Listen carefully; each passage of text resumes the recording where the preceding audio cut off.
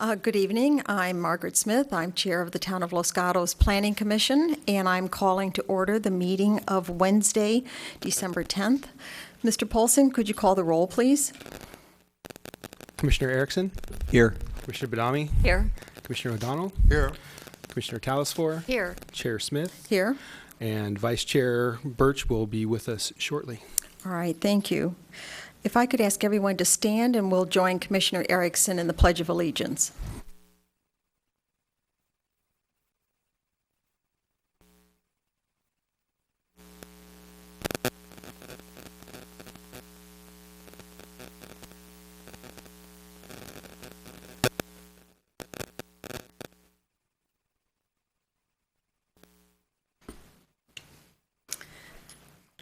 It's nice to see everyone this evening. Thank you for coming. No rain yet. A little bit of wind up in the mountains, I'm told, so you've brought us all good luck by being here. I want to state and encourage everyone who wishes to speak this evening to step forward and do so. And the way we do that is you can speak about any matter that is not on the agenda this evening during what we call the verbal communication period. So there's cards on the behind every bench. You fill out a card and give it to a member of the staff, and then I will call your name, and you can speak for 3 minutes on any issue that's not on the agenda. If we have an agendized item that you wish to speak on, the same process is followed. You fill out the yellow card, you just note on the card the agenda item that you're going to speak on, and I'll call you when it's time. The third way you can communicate with the Planning Commissioner at any time is to submit comments in writing about matters that you would like to bring to our attention. The staff compiles all the written communication, and it is presented to us in a packet that we review before every meeting. So I have no cards up here this evening, but I know that we have a number of items that we will be calling. So I'm just encouraging everyone to get their cards in so we know who to call and when. When you step up to the podium to speak, you will have 3 minutes. When the yellow light comes on, then you know that your time, you're down to 30 seconds. And then if I can also ask everyone to please turn off the sound on their cell phones so that we don't have that disturbance this evening. Let me begin by asking for an approval of the minutes of the meeting of November 12th. My fellow commissioners, do I hear a motion to approve or any comments, corrections? I'll move the adoption of the minutes. Commissioner O'Donnell, is there a second? Commissioner Badami? I'll second the motion. All right, all in favor? Aye. Thank you. Are there any written communications this evening, Ms. Pravetti or Mr. Paulson? There are 2 desk items this evening, one for item number 5 and one for item number 6. Has everyone had an opportunity to read the desk items? All right, so we have a couple of commissioners who have not. What I might suggest, Commissioner Talasfor, because I haven't had a chance either, maybe rather than taking a moment right now, let's just go through a few reports, and then perhaps we'll take a break before we get started. All right? All right. Are there any requested continuances this evening? The only requested continuance is for item number 6, and that was not done prior to the agenda, but they requested a continuance because they were unable to be here this evening. All right, and do we have a date certain for that continuance? The date certain would be January 28th, 2015. January 28th. 28th. Yeah. We'll hear that matter. All right, thank you. In addition to our service on the commission, commissioners also serve on excuse me, yes. We'll need a motion on Oh, that. a motion to continue? All right. That date certain. All right. Do we have a motion to continue item 6? Commissioner Talasfor. I will move to continue item number 6, 258 Union Avenue, conditional use permit application U-13-012.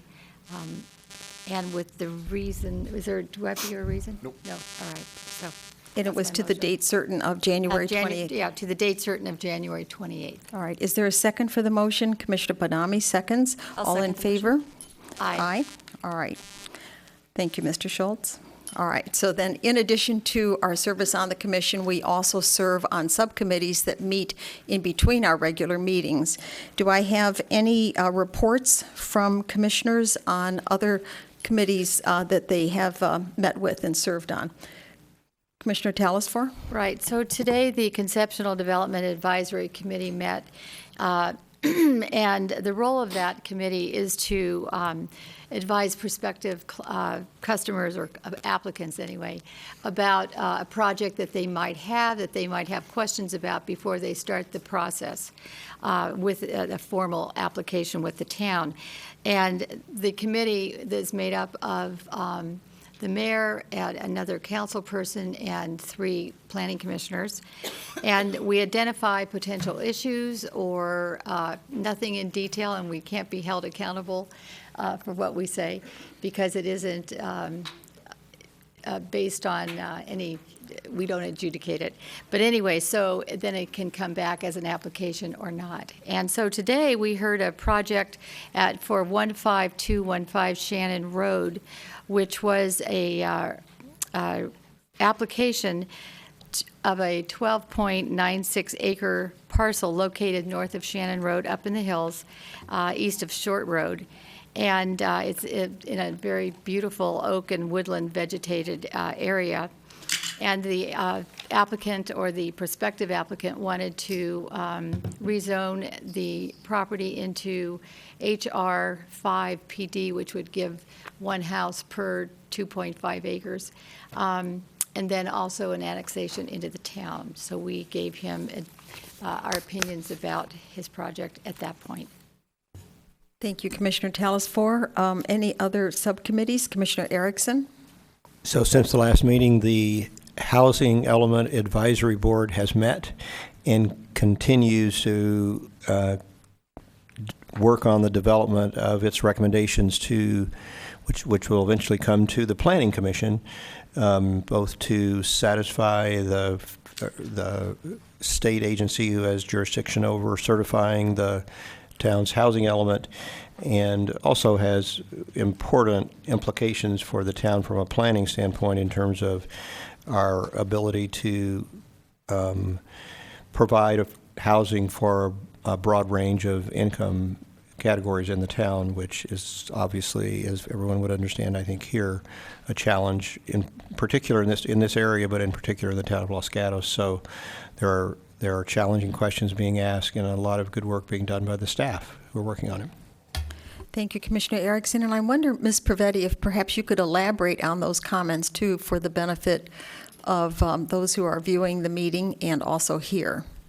Thank you. Thank you very much. The housing element is very important, as Commissioner Erickson mentioned. It's really our plan for how we're going to provide housing for all income segments here within the town of Los Gatos. We have a housing element advisory board made up of planning commissioners, a couple of council members, as well as citizens, and they've been deliberating very hard on appropriate sites for particularly low and very low income housing, and we drafted all of our policies and goals around that. We submitted the document with the council's blessing and the planning commission's blessing this past fall, and in early November we received a detailed comment letter from the state. The state has a very unique role in that they have the ability to certify our document in terms of being compliant with state law. And if it's not compliant with state law, then the town is not able to benefit from state infrastructure money or other improvements. So it is very serious, and it's important that we comply. So we were a little bit surprised, quite honestly, because we had been working with them for many, many months, but their letter was a little bit sharper than what we were expecting, primarily because they had heard from a couple of interested parties, and those comments were taken very seriously in their comments back to us. So basically, our Housing Element Advisory Board is potentially reconsidering the locations for the low, very low, and moderate income housing. They're debating and deliberating whether a portion of the North 40, the affordable housing overlays sites and perhaps some other housing opportunities should be considered. Issues around second units continue to be supported, and expanding the ability for homeowners to build second units seems to be something that's very workable, so that's very positive. But we expect that when we reconvene in January, the committee will have some tougher choices ahead, but again, staff is trying to prepare the information that the board needs so they can make the best decisions possible for the town. And we'll be happy to make sure that the Planning Commission has the best and current information, because ultimately you will be holding a public hearing, listening to the testimony of our residents, and making a recommendation to Town Council in early 2015 on the housing element. Thank you. Thank you, Ms. Perfetti. You answered my question because it was, in what form does it come to the Planning Commission? Yes. And so you did answer that question for me. And just let the record reflect that Commissioner Birch has arrived. Welcome, Commissioner Birch. We've just completed our subcommittee remarks. And do we have any items on the consent calendar this evening? There are 3 items on the consent calendar this evening for consideration.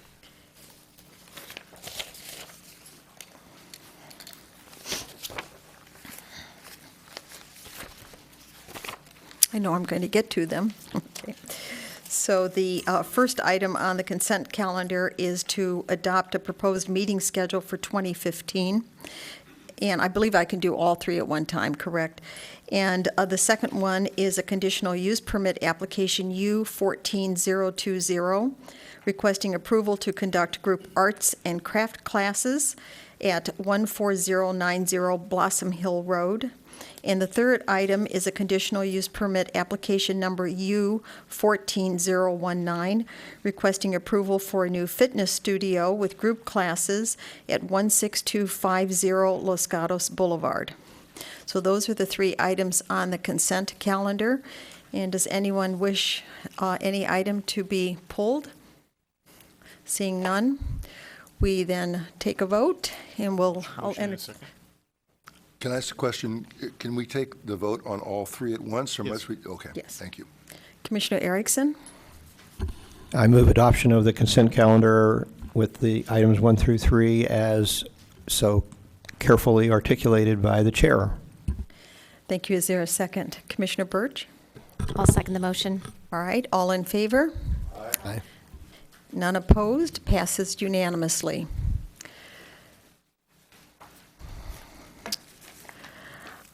This is usually the point in time that we move to what is called a verbal communication. I do not see any cards up here, which means that this evening we will not have any comment from the public about any item that's not an agenda item.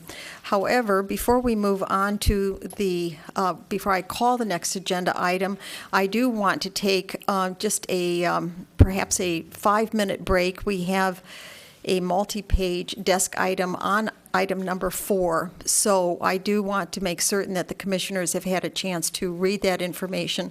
So why don't we say that we are going to reconvene at 7:25. Thank you.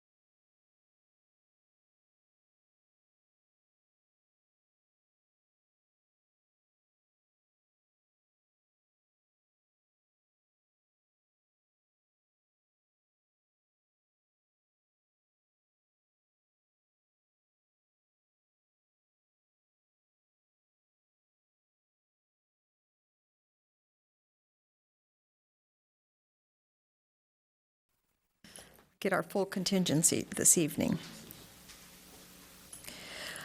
All right, we have one continued item this evening, so I am now going to call item number 4, which is application for plan development, application number PD 11005 and negative declaration number ND 11007, requesting approval to change the zoning, demolish existing commercial buildings, construct new buildings, and allow a 24-hour super drugstore at 15600 and 15650 Los Gatos Boulevard.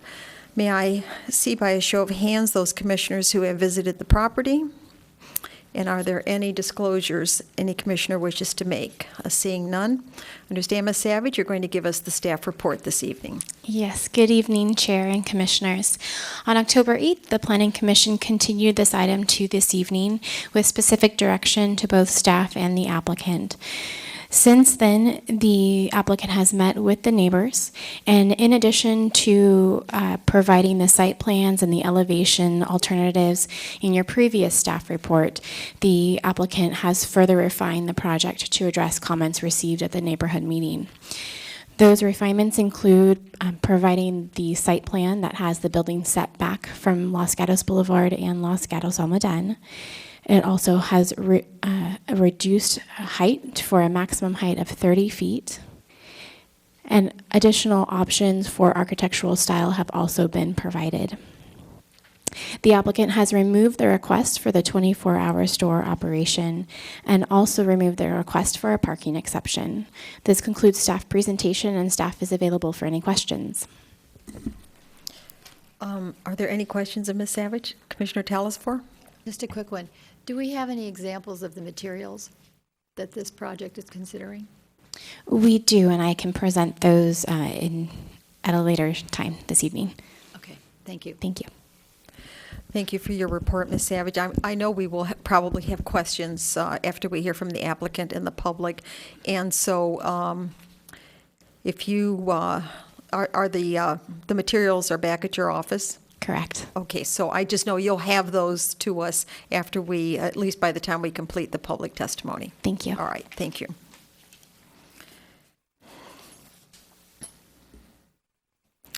So now we're going to hear first from the applicant, and the way this works is the applicant has 5 minutes to speak to us.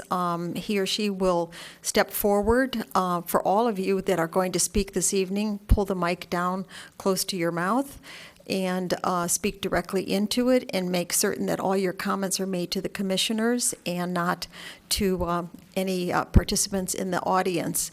So we have representing the applicant this evening, sorry, I have many names here, so who might it be? Howard. Mr. Splint. Mr. Spunt. There you go. All right. So please step forward.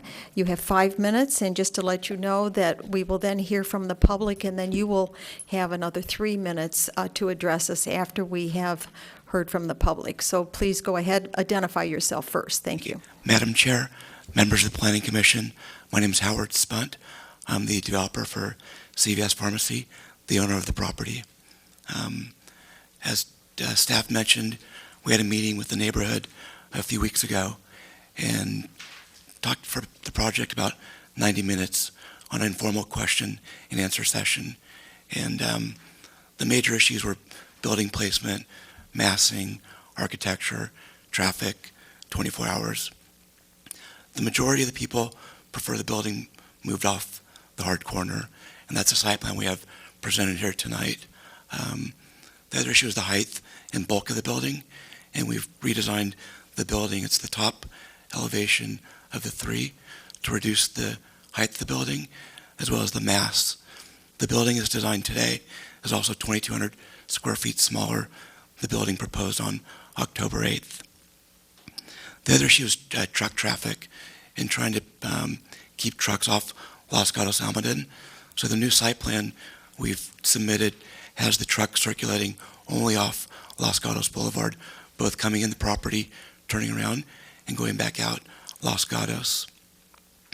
The other issue that came up was the intersection of Peach Blossom and Los Gatos Almaden. And what we did is we retained a traffic engineer who reviewed the current traffic study and worked on a revised striping plan to make sure that traffic could flow in and out of that intersection.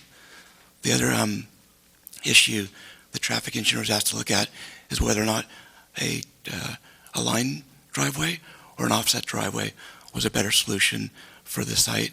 And the traffic engineer in the memos in your packet suggested very strongly that a aligned intersection is much safer than an offset intersection, minimizing the point of contact with the intersection.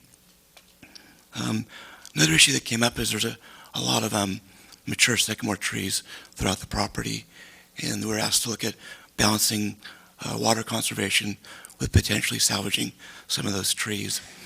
We worked with our arborist and our landscape architect.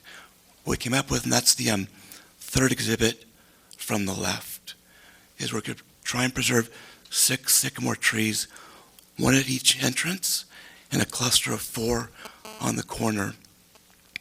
The reason we did this is Mr. to... Spunt, if I could just interrupt you for 1 second, do you mind shutting his time off? Do you have anything that we can put on the overhead screen? I think it would be helpful if we were not turning our back to you, but actually looking at the screen as well as the audience being able to view a blow-up of what we're talking about here.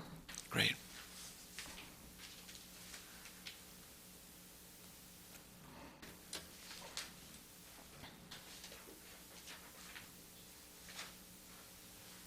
Let's see. I guess I can And grab this. do you have a pointer? Okay, yeah. Because you could take the mic with you and, or go up to the screen or with your I think there as well. yeah. Thank you. If I can come up to the screen. So there's a cluster of sycamores back in here that we're going to end up removing for water infiltration. We're going to preserve a sycamore at the main entrance on Los Gatos, a cluster of 4 sycamores along the hard corner, and a sycamore at the entrance on Los Gatos Almaden. The reason we're going to cluster them is to allow for specific areas that can be high water and not create a high water situation across the whole site. Other concern was lighting. Sorry. And whether or not the lighting would stay on all night. And the lighting actually turns off 1 hour after the closing of the store, except for some emergency lights, so the site won't be bright all night. We've also proposed to limit the construction hours as well as delivery hours.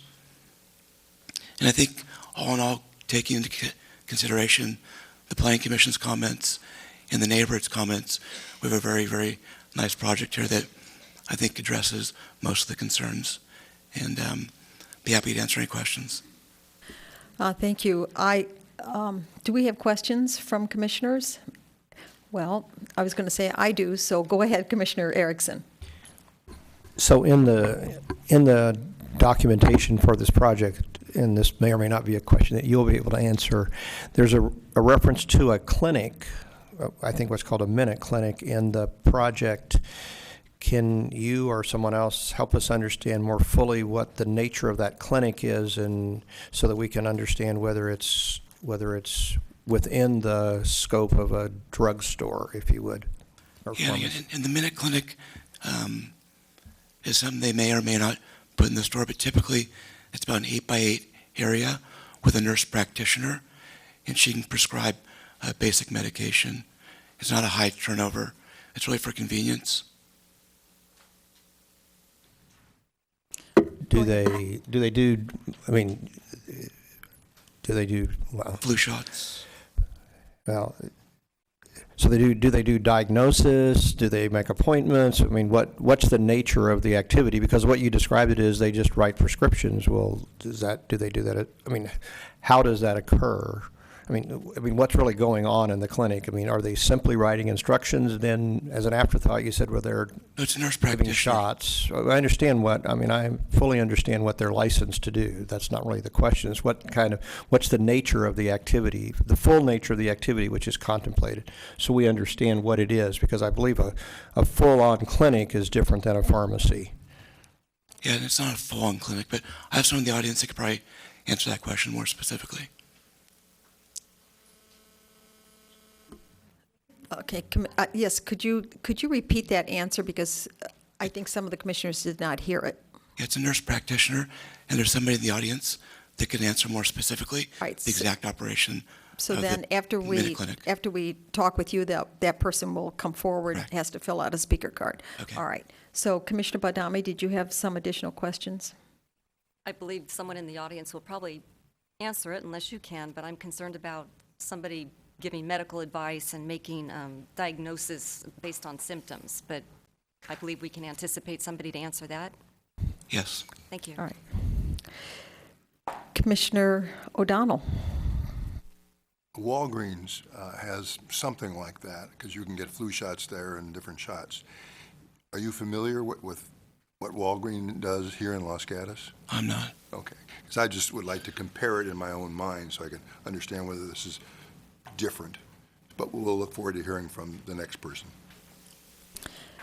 Commissioner Talasfor. To tag on to a question about that, you said the area for that clinic is 8 by 8? Yeah, it's a very small by area. 8 feet. So if that clinic wasn't there, would that area still be present?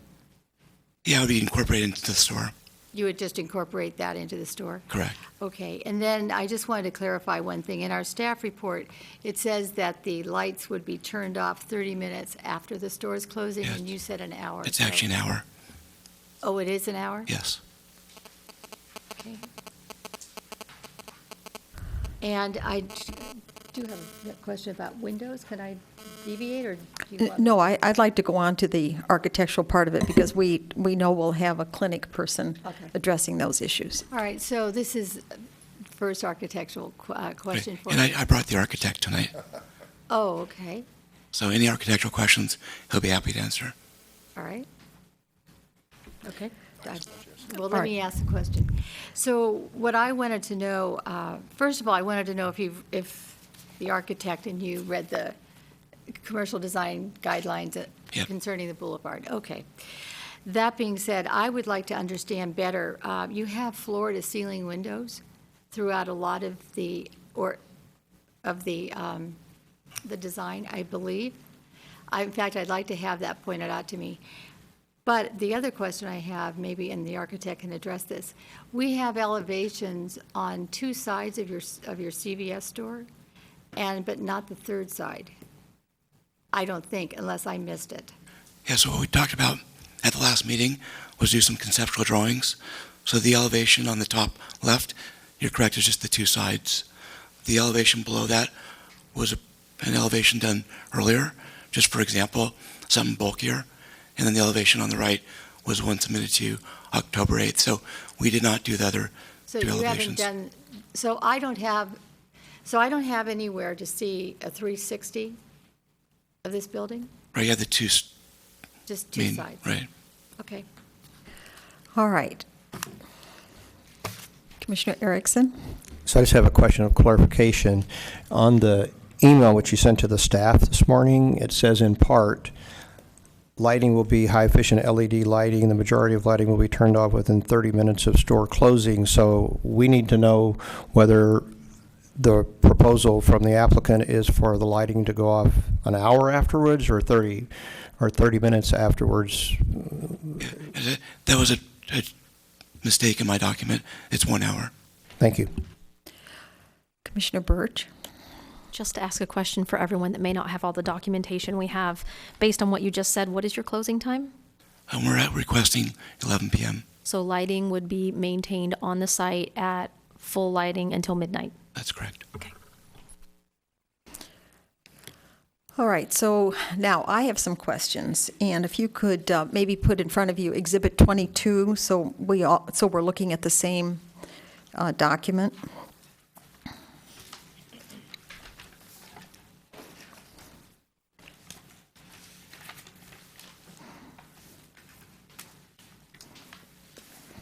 Exhibit 22. Oh, here it is.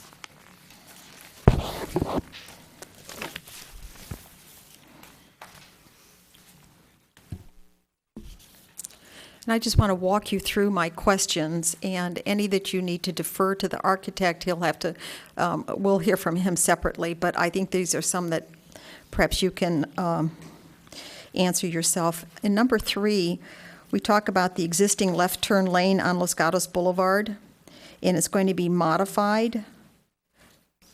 I'm wondering how it's going to be modified. Yeah, if you look at the new site plan that we've submitted, it's a double left turn. Sorry.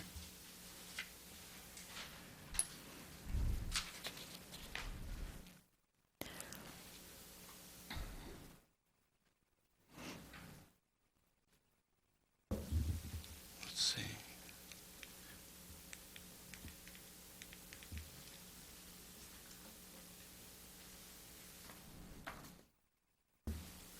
So currently the median is a single left turn. It'll be reconfigured to be a double left turn. The street will be restriped on both sides, as well as the signals modified. And then when you come down Los Gatos Almaden, there'll be 2 lanes. The median here will be slightly modified to allow for the 2 lanes to merge onto Los Gatos Almaden. So with that thought in mind, number 9 of this document also says that the improvements will be shared by the public and private sectors. Yeah, this document's from 2013. Since then, we've taken on a few off-site projects. So we're doing the bus turnout at our expense, all this reconstruction at our expense, as well as the reconstruction down here. We're also making a contribution of $1 million to the Regional Traffic Fund. All right, so then going back just to make sure that I understand when I take a look at this exhibit and I take a look at your drawings, number 7 of the exhibit says that the street side parking will be screened by 42-inch high masonry columns. Those columns are still in place, is that correct? No, we've eliminated columns and You eliminated all of that, okay. But you did not eliminate the wall in the front. This is why I was trying to interpret those drawings when I looked at them. We had talked. Around the plaza? Mm-hmm. Yeah, it's very conceptual. All right, so that is going to be a masonry wall, approximately 3.5 feet high? I'll have the architect speak to the specific design of the plaza. Okay, all right. And when the plans call for downlighting to illuminate the landscaping, the downlighting comes from that wall then, is that correct? Again, the architect can speak on the plaza design. Okay, so now as we look at the plans right now, you are still referring to them as the CVS building being on the hard corner. No, that's not correct. But that's right, because now it's in the middle of the project, correct? Correct. All right. And there's still 90-foot setbacks around the building? I think this is, pretty close. Well, this is why I'm just trying to verify the information because it seems to be conflicting in certain places. There's like different numbers, and so that's why I want to be clear of what I'm looking at here. Okay, how do you describe the architecture today? My architect will speak to all the architectural He'll have questions. those words, okay, Yes, he because will. in one document you say that the modern architecture is no longer going to be built, but yet the Correct. word modern is in, or contemporary, I should say, is in some of the other documents. So I just want to understand the difference between modern and contemporary design. Great, he'll be happy to answer those questions. All right, so then let's see here if I have one last. On that plan, I'm looking toward the bottom of it. Do I understand that on the lower bottom, that's going to be an 8-foot wall that's going to screen? Yes, so if you go to the bottom, I think, right. So that's an 8-foot wall? Yeah, it's 6 foot along the commercial, 8 foot when you get closer to the multifamily housing. And what are your plans for that wall? It just says that it's an 8-foot cement wall. It'll be a split-face decorative block with landscaping in front of it. On both sides? We don't have access to the other property. We'd be open to working with the neighbors to This plant is what I want to some hear. vines. So, Definitely. all right, okay. All right, Commissioner Birch. Following along with that, you stated that you did have a meeting with the neighbors, and I would like to know which neighborhoods that you met with. Yeah, we were asked to go at least 300 feet from each corner of our property. We went 500 feet. So I guess I want to be clear. I understand that right behind you, there are some apartments Correct. and residences. So you met with the people behind you.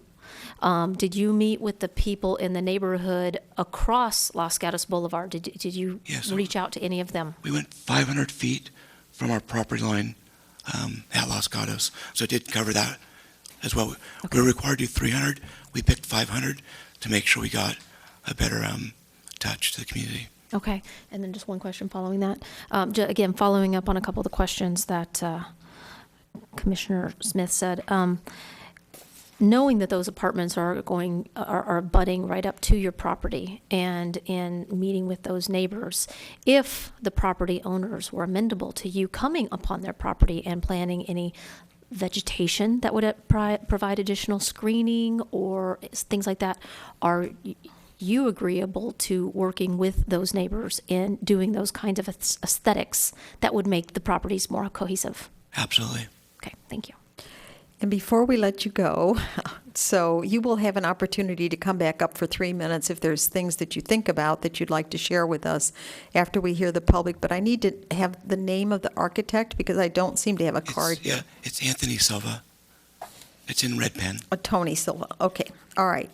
So thank you, sir. And if you want to have a seat, then we will open the public portion of the public hearing. And Mr. Silva, if you would like to step forward, you'll have 3 minutes to speak to us, and then we're going to follow that with other comments from the public. Great, thank All you. right. And I'm asking you to speak first because then if what you say gets the public thinking about perhaps some new things, I want them to have the benefit of that as well. Sure. Tony Silva, Architectural Dimensions. Been working on this project for about 2 years. Happy to answer your questions. I wrote down the questions that you asked while I was sitting there. I'll try and hit them in order. And if you have any follow-up questions, please go ahead and ask me. As for the plaza design here, so the idea of the plaza design is to open up the space. It would be decorative paving. You can see that we have some tree. It doesn't look like my, okay, this isn't working. We've got a tree in the center. We'll also have sitting walls to allow people to enjoy the space. You mentioned downlighting. That was the back side of that wall on the parking side and on underneath where we would have the seating would be lit with some downlights just to provide a little bit of illumination in the evening hours. Howard mentioned that the columns were removed from our previous scheme. That is true in the parking area. The decorative pilasters are still located in the landscaping area. So those would have downlights on them illuminating the landscaping like it says in the staff report. The shrubs planted along the landscape, perimeter landscape on both Los Gatos Almaden and Los Gatos Boulevard would be planted as mature as we can get them when the landscaping goes in. That's at about 36 to 42 inches, depending on the species. If I could just interrupt you for sure. a moment. One of the commissioners has asked if you could take the microphone with you and just show us where those pilasters are. Absolutely. So you can just make it out here. We've got some squares here. They're spaced 20, let's see, we've got about 3 parking spaces between, so it's about 25 to 27 feet between them. Again, to provide some illumination in the landscape area. Any other questions while I'm up here? No, he's not complete. Yes. Okay, so we'll still be asking you Okay. questions, but you can Very good. continue on. To get back to the, so that covers the brick columns and the shrubs, the setbacks. The building setbacks, you can see that, let me just take this with me. There's a pinch point here between the building and the street. That setback is about 45 feet. On Los Gatos Almaden, there's a pinch point right here. That setback is about 86 feet. And between the building and the neighboring, where the neighbors are, this common property line, that setback is about 93 feet at the CVS building, and it's about 95 feet at the retail building at the back.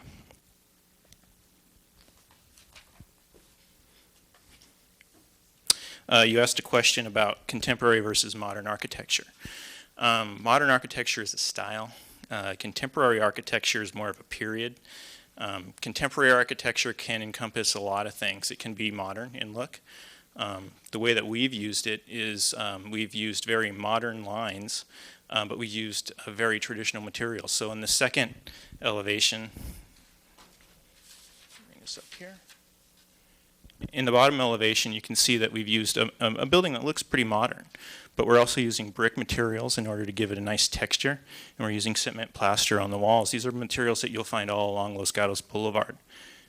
In the upper elevation, again, just to take a step back, we're providing two elevations tonight in order to get an idea of which direction the Planning Commission would like us to head. I know there was some concern from both the neighbors and the Planning Commission at the last meeting. In the upper elevation, this is more of a contemporary Spanish style. This is what you would see. There's a lot of buildings in California that look this way. You'd have cement plaster walls or stucco. You'd have fiber reinforced trim or cement trim, tile roofs, nice bright earthy colors, and we've also got some stonework that would be on the walls also to give it some texture and some depth. Wood trellises above the back end portion there, and also some awnings to give more of a human scale to the building. One of the commissioners, I believe it was you, Joanne, asked about the floor-to-ceiling windows in space. As we've worked with staff and your town architect, that was one of the themes that came up several times, was having visibility into the space. Typically, CVS would have windows at about 7.5 feet above the sidewalk. It's not very inviting. Having the windows go down to the floor allows people to look into the building. We wouldn't be using this for graphics or anything like that. You'd actually see into the retail space. Very similar to what you see in Main Street America when you're walking down the boulevard and you can see into the stores and see their wares. That's the concept we're going for here. Another question that came up was the screen wall on the back end. Let me go back to the site plan here for you guys. The screen wall along this permit right here, where the neighborhood, where we share the property line with the neighbors. That screen wall can be textured on both sides. They actually make a block that's textured on both ends. So even though we can only lay it from one side, and that's where our footing and all of our reinforcing would be on our property, the back side would be textured as well. Are there any other questions? Yes. If I could just follow up just with that one Absolutely. question. Are you saying that you are going to do that, or are you saying you could do it if we required it? If that is a requirement, or if it makes the project a nicer project, we absolutely can do that. All right. We have some questions. Commissioner Badami? On the exhibit showing the designs, you mentioned red brick that you've seen all up and down the boulevard. I haven't seen that, so can you elaborate on that? Not necessarily on the boulevard. It'd be what you'd see more downtown, like the red brick right behind you, and some of the buildings in your downtown. I was driving down the boulevard this evening, and no, you're right. I did not see very many red brick buildings, but I did see a lot of stonework there. The building with the Chipotle stands out as one. I think it had River Rock stone on it. It's the one with the rotunda on the corner that had a natural material. Thank you. Mm-hmm. Commissioner O'Donnell and then Commissioner Talispor. Could you go back to the second drawing you had up a moment ago? I'm a little confused when people talk about floor to ceiling. I don't see windows that are floor to ceiling. I believe the windows she was talking about were these right here. So our ceiling heights typically in a store are at about 11 feet. Those windows wouldn't quite go that high. They'd probably go to about 9 feet, maybe 10 feet underneath the awning. So we'd be about a foot below the actual ceiling, but in essence, it's floor to ceiling. So the bottom, which I couldn't tell.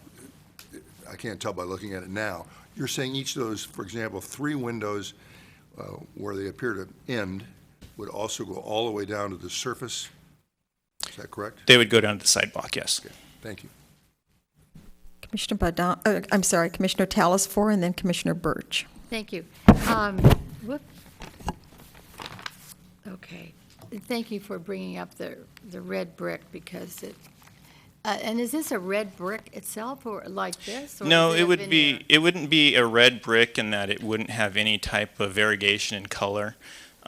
We would use probably more of a flashed brick that would have a nice variegation to it. We can also use a material that has, there's also like used brick, which has that kind of white fleck in it. We haven't. And it's a very thin, it's almost like a tile, isn't it? Yes. In the previous schemes, exactly how it's put on the building, we refer to it as, in the industry, we refer to it as lick and stick. It's about half an inch thick, and it goes onto a cement plaster base. It's not a full brick, no. But it looks, but the way that they design these things today, they look very real. Okay. Just to answer your question real quick, we did propose brick on our previous schemes, the previous drawings that we brought in. That was it was called a Cassandra brick, and looking at this would be more of a flashed brick style with a variegation of color, oranges, reds, actually very similar to what you see behind you. Okay. So let's move over to windows again. Okay. Now, you just described the windows on this particular style, but you have 2 other elevations, right? Well, the elevations that you see behind you were previous schemes that never made it to this commission. So as far as floor to ceiling, they're all the same. They all go from relatively the ceiling height down to the sidewalk or interior finish of the floor. They'd all be aluminum. And they're aluminum? Yes. And are the panes proud on the windows or not? Typically, I like to use the ones that are inset, so they run down the middle of the frame, not in the front of the frame. It's more of a traditional style that gives the building a lot better texture, in my opinion. Okay, and I can't really tell, but are the windows at all recessed? No, they're not. They're not recessed? No, so you would they're have, flat against yeah, the- on some of the windows, we do have pilasters, which will give depth. But on the inside face of the wall, or when you're inside the store, it would be in the same plane. Just a clarification point about product display. You said you don't put graphics in your windows. Is that correct? But what I wanted to know is, do you ever stack product in front of the windows? No, not typically. Not typically, or no? Okay, no, we don't. I've done lots of projects where I've used this concept, and typically we go 4 to 5 feet off of the window so that we can provide a walking aisle between the glazing and the product. Okay. And you also said the building is now 30 feet tall? 29 feet, 9 inches to be exact. That would be on the upper elevation. That would be to the top of the roof, so to the actual top of the tile roof. So that roof's actually sloping away from you. So the perceived height of the building actually would be a little bit less, but if you were to look at it in a flat elevation like that, it would be 29 feet, 9 inches. Okay, so not to the gutter, but to the top of the roof? Right. Okay. The roof is about 4.5 to 5, or excuse me, the gutter is about 4.5 feet below the top of the peak there. To give you a little bit of sense of scale, the parapet height of the center portion of the building is at 24 feet. And so we're about 14 to a foot and a half, 14 inches to a foot and a half above that. So it'd be about 25.6. All right. Now, we're just looking at this building, but there's a secondary retail that I Correct. think there's an elevation in here for, or was in one of our, That was in the previous submittal, yes. okay. Would you propose the same brick or tile be on that secondary building as well? Yes, because we want the buildings to give the project more of a campus feel, where we have materials that tie together. We may use slightly different colors on the building just to make them feel like they're different. They're not cookie cutter, but usually we would use brick. If we had a brick material, we'd use it on both materials. If we had a stone material, we'd use it on both buildings. If we had like a trim color, we would carry that over between the two buildings, again, to have this connection between the two of them. Okay, so speaking about the materials again, especially the brick, in the Boulevard design commercial design guidelines that we have here in town. One thing that really is very clear is that the materials really blend and match along the boulevard to create a unity. So can you tell me how you would consider this doing that? I guess my answer for that was, since I didn't really see a lot of brick along the boulevard, it would not. But the stonework would. I did see lots of buildings along, and the cement plaster would also tie into the other buildings that I've seen along the boulevard. Like I said, the Chipotle building and the Panera Bread building both have stone and cement plaster. Okay, thank you. Commissioner Birch? So I think we all know that there are a lot of aspects to this particular project, not just where the building is placed from the street. And in listening to the conversations tonight, I'd like to know a few things. I think I know the answers, but it sounds to me, do you have details to show us for the plaza? Elevations, and you're showing us there are these pilasters. Those type of architectural details. Do you have a detail that you can show us of these? I believe we showed the pilaster details in the previous design. Maybe Jennifer can dig those out for me. While she's looking for that, what about the plaza? That plaza open space is going to be a very, very busy, viewed by thousands of people a day. It's something that we need to be very careful with as we make decisions on that. Do you have some details for us that would show elevations, street views, things like that, that we could be able to make this decision a very informed decision? No, I don't. Okay. What you see is more of it's a concept, it's a starting point.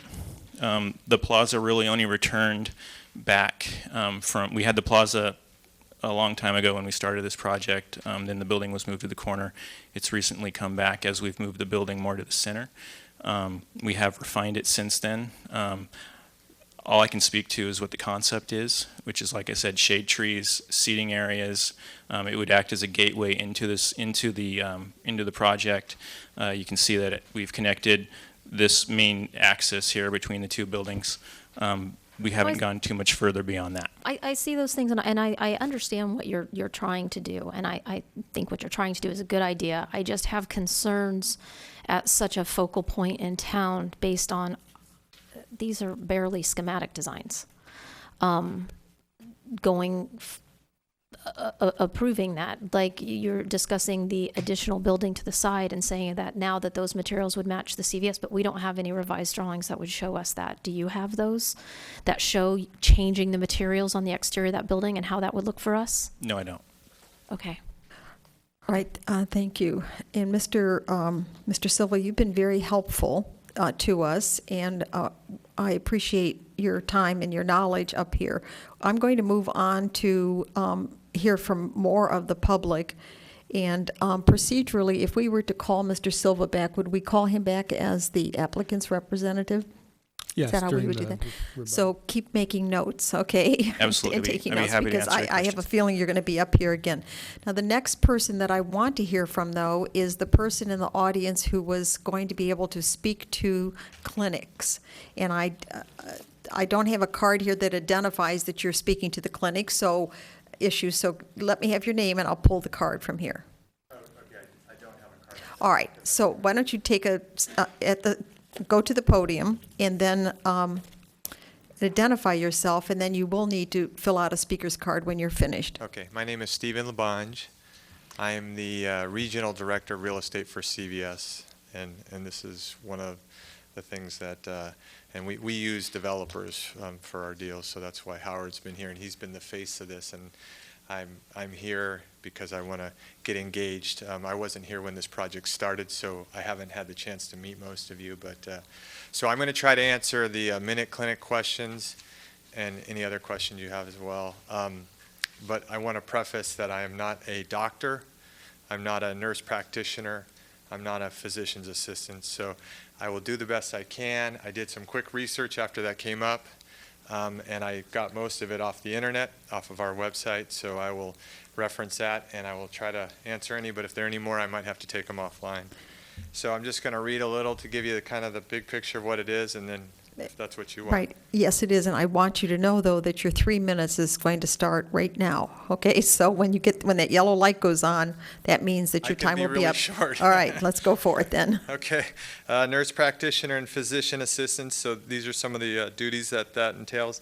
Diagnose and treat common illness, injuries, and skin conditions, administer vaccines, screenings, and physicals, prescribe medication, perform medical histories, perform physical assessment and examinations, perform and interpret and diagnose lab studies, counsel and coach patients on health, lifestyle modifications, and nutrition, screen and direct patients to other healthcare providers, provide patient education and recommendations. Typically, there are no appointments necessary. Just show up. There's a sign-in board. If there's a wait, depending on the number of people. Open 7 days a week. It's open to adults and children, children 18 months and older. Just for reference, the closest ones that are actually open that you could check out on your own time, we have one in Campbell, just north of the Prune Yard, where the Whole Foods is, and that CVS. There's a Minute Clinic. Cupertino, Sunnyvale, Santa Clara, Mountain View, just to name a few. Foster City, a few others. Guidelines that are referenced: the American Academy of Family Physicians and the American Academy of Pediatrics. So that's kind of the high level. So if you have any more, please let me know. All right, thank you. I think that you have answered that question, but I have a few for you since you're in charge of real estate. So here's a couple of questions. Get up here. All right, so we were very interested in the health and welfare of some beautiful magnolia trees. I heard about sycamores this evening. I heard about bushes, but I did not hear what steps are being taken to save all of the magnolia trees, because in our notes it says that you'll be able to save, I think, 4 out of 13. So can you address that issue? I'm going to call on Howard, who's doing the day-to-day, but we are part of the team, and so if Howard can't and I can't, All right, so or Tony as well. All right, so we'll just we'll hold that. Secondly, the site does not appear to be secure at this time. It appears as if perhaps people are making use of the buildings that are there. And can you speak to that issue for CVS? Are you talking about whether we leave the building open? I'm talking about the property itself does not appear to be secured. I was on the property myself, and there's evidence to me that people are using the property for shelter. I didn't go by today. I was by a couple weeks ago. There was some, I noticed a lot of glass on the pavement, broken glass. There was also some discarded couches and some other just junk. I did call our facilities folks and say, we own this. We're the property owners. We need to clean this up. I was told it was cleaned up. I'm going to probably go by on my way home afterwards because I didn't have time beforehand. It is, our intentions were not to have a car use that has no longer been around, sitting there. I mean, I agree with you. We need to do something with it. We all need to do something with it. I don't think you want us to put a fence around it. I think that would look, if that's what you're asking me, I can look into that. It's a struggle we have when we have a property like that is in between where it was and where it needs to be. That won't be an issue on the ongoing basis, but I certainly understand that it's an issue now. And so if you have suggestions, I can certainly see what I can do. I'll let you take that up with staff, but I just want you to know that that is a comment that I'm making to you, that if I've noticed it, the neighbors have to live with it. And I think that's for CVS's goodwill in the community. I think that property, since it's a very high visible property, should really speak to your higher standards and not look the way it does. So that's my comment. And so any other questions? Yes, Commissioner Birch and then Commissioner Talasfor. So typically, businesses that have operations all over the country have a formula, a standard look that they deviate from by a small percentage. Having been around a lot of places in the country, do you feel that CVS has that type of a formula style that they try to adhere to and will deviate somewhat but try to adhere to their formula style? Well, we have a brand, and there's certain aspects of the brand that are consistent. In our name, the color on the name is pretty consistent.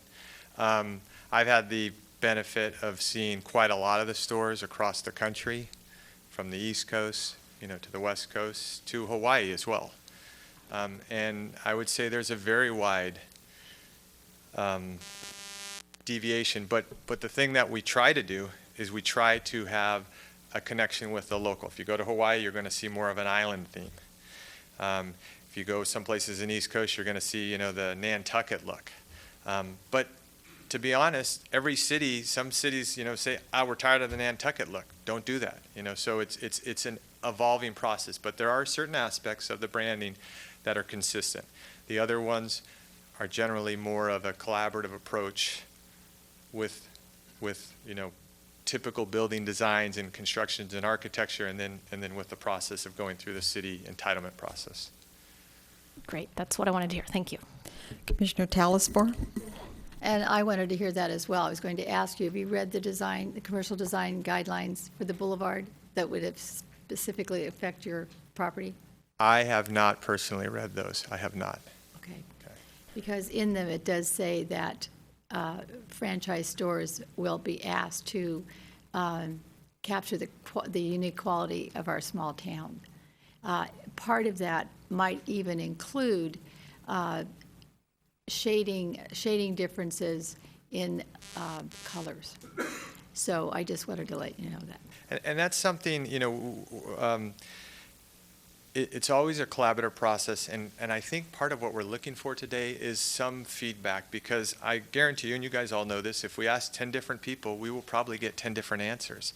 But we only get to do one thing. So if we can, get to some realm of collaboration or consensus, that's what we're looking for as well. I'm really glad to hear that, too. One project I happen to be familiar with is your Santa Barbara CVS, which is amazing, that you captured their mission spirit very well in the context of where it is. And I appreciate that, so thank you. We'll move on. All right, sir. Oh, we have another. Commissioner Bontami, sure. So following up on that, the fact that we're a small town and we look for a unique style and character that is unique to Los Gatos, I was looking at the samples that you provided us with the stores in Morgan Hill and First and Headquarters. So both of those are smaller than this project, and they're in cities that are much bigger than Los Gatos. So we're looking at a building that's almost 19,000 square feet, and the Dunn property, CVS, is about 14,000 square feet. I'm not sure. I think, correct me if I'm wrong, but I think the number you're comparing to, just so we're talking apples and apples, and you just said 14,576 for the Dunn Morgan Hill CVS. Right. So I don't know if your 19 is including the mezzanine. If you look on this, see how it says 14,752? That, it depends on what people are using for the space. So sometimes the total number gets rolled up, but the 19,000 on this, if you were trying to compare apples and apples, actually, this is 14,752 square feet in relation to the 14,000 number you just quoted. Or, correct me if I'm wrong, is that possibly the corner building that was much bigger? When the building was up on the corner, because it's not a 90-degree bend and the nature of the corner, it was a bigger building. The building has actually gotten smaller as we've come back off of it. I don't have the exact, but somewhere we have it. 22? Yeah, that was 22,000 square feet. Okay. All right, sir. Make sure you fill out a card. I will. Okay, and turn it into staff. Thank you. And so I am opening officially the public portion of the public hearing. And if I mispronounce your last name, I'll get as close as I can and then just correct me when you come up. But the first speaker will be Vicki Kramer.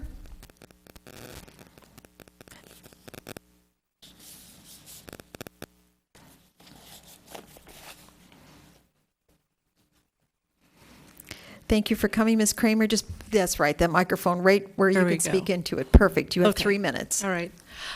First of all, I'm Vicki Kramer. I live right behind the building here. We are the apartment building. I think I've been up here before. And I wanted to thank, I think, Mr. Bunt? I went by the place today, and it's all cleaned up. That was good to see. It took a while, because I think it's just been recently cleaned up. It looked like all the broken windows now have pieces of wood on them, and the glass is gone, and the broken television's gone, and the couch and everything, so that's really good. I would like to know, though, going forward, if we have more people showing up and making a mess of the place, who can I contact to get this, keep it clean? So I want to just make sure that that's in record, that we can continue to call on him Right. And as be- we need to. And be sure you address us rather Right. than addressing him. Okay, Yeah, sorry. thank you. So, and I think that was pretty much it. I appreciated the neighborhood meeting that we had in here on November 8th. We had a lot of people here, which was good. And I see some new people here again tonight, so that's pretty cool. And it's very interesting to see all this happening. And I also really appreciate your very good questions that you're asking these people. They brought up some older drawings, but let's see what they're really talking about today, as opposed to referencing, well, that was the first one we gave you, and then we went and gave you this one, and now we're pulling out this old one again. So that would be really cool to see. Let's see the final rendering. Thank you. If I can ask you a question, since you live right behind in the apartment buildings. So when we talk about that nice big wall that will go up, Yep. which will provide you privacy from what's going on there, but also what are you going to see from your side? Well, we actually have a nice wooden fence, and my landlord is here tonight, so he can also speak to that too, because he has we have concerns about that. It would be nice to see something textured and/or plants, because it looks like the current trees that are there are going to be removed. So we like those trees there because I live on the first floor. There is somebody on the second floor, and the trees help kind of block out lights and things like that. But it looks like those current trees are going to get removed, and I don't know what's going to really be in its place and how tall. Thank you. Any other questions? Thank you, Ms. Kramer. Thank you. Joseph Gamash, okay, you'll correct me when you get up here. And then I'll remember for next time, I Well, promise. it's a tough name. Joseph Gimignani. I'm on National Avenue. So I've seen a lot of projects over the years. Well, I think we're making some progress, but we have to give them some guidelines. I don't know why they keep showing that second building that's flat with the bricks, red bricks. It almost reminds me of the meeting we had 2 months ago. So I think we ought to just kind of scrap that. But going to the top drawing, I think he addressed some of the concerns I had in the first meeting with a pitched roof that kind of softens the look of the building, and it looks a little bit more like Los Gatos Boulevard. I do like the stone material and all. I wouldn't really call that Spanish, but maybe, I don't know what you would call it, maybe more Los Gatos Boulevard-ish, but not Spanish architecture. Now, what worries me still is that two things. If I'm going down Los Gatos Boulevard, what am I going to see? Am I going to see just a big flat building, or am I going to see any kind of articulation? Am I going to see the pitched roof with the tile and the stone, or what's that going to look like? And on the second building, the retail is pretty boxy. It still looks pretty boxy up there. Why don't they bring in the second story a little bit, like John Lean did on Winchester Boulevard and Dave's with that building? I mean, that one looks a little bit more Spanish. On Winchester and Dave's by the nursery, Green Thumb Nursery, the second story is pushed in a little bit, so you don't get this big vertical look. Pushed in a little bit, then you have the tile going up there, and maybe a little tile on both ends of the building. Because if I'm driving down Los Gatos Boulevard, we have to have some interest going on. It's a big street, a lot of cars. I don't want to just see a big flat building there. We have to have some articulation. But I think it's going in the right direction as long as we quit looking at that big boxy red brick proposal. It looks like the one we looked at 2 months ago. But I do like the other option that we got tonight. I'm a little bit more pleased. Thank you. Thank you. Any questions? Seeing none. Thank you, sir. Richard Sandigo.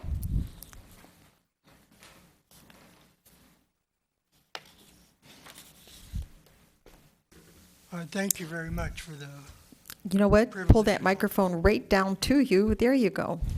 again, thank you very much for the privilege of talking here. And first time going through these things. I just kind of made a quick list of items. And again, my name's Richard Sandigo. I live on Benedict, which is across Los Gatos Boulevard. And I'll address part of it later. Okay. Regarding the hours, I would like to see hours from 7 to 10, not 6 to 11. The second day, the item is I'd like to see 6 days instead of 7 days. But if there had to be 7 days, at least modify Sunday, not the full hours. I also am requesting not to have a drive-through. I'm still not in favor of the drive-through. And it hasn't been brought up in the meeting tonight, but it is there. The other item is, why do we have to pay for the road work? They're putting up the building, and it's their property. And why do I as taxpayer have to put in some dollars, or that's what they're asking. The lights, again, I like to see it turned off at 11 versus 12 because they want to stay open until 11. And that means the lights go off at 12, what I believe you brought up there. The other item was the red brick mission. That's not really mission. As you know, there's old buildings, there's buildings on Dave's Avenue that represent Mission. There's buildings on Highway 9, Saratoga, Los Gatos Boulevard, right there by corner of University. That's Mission style. Blossom Hill and Los Gatos Boulevard to the new section is kind of Mission, a little more modern Mission. But red brick, in my eyes, is not Mission. And I'm here for saving some more trees than what they have pinpointed. And there's probably more items, but also the 500 that they notified us on, 500 feet. Most of that 500 feet is all industrial, not homes. So that's why not many people showed up in the meeting. And I was notified just through neighborhood telling me to come here. And I got 5 seconds. Thank you again. You did great. Now hold on. Any questions? Seeing none. Thank you, sir. Okay. The next speaker will be John Zavashi.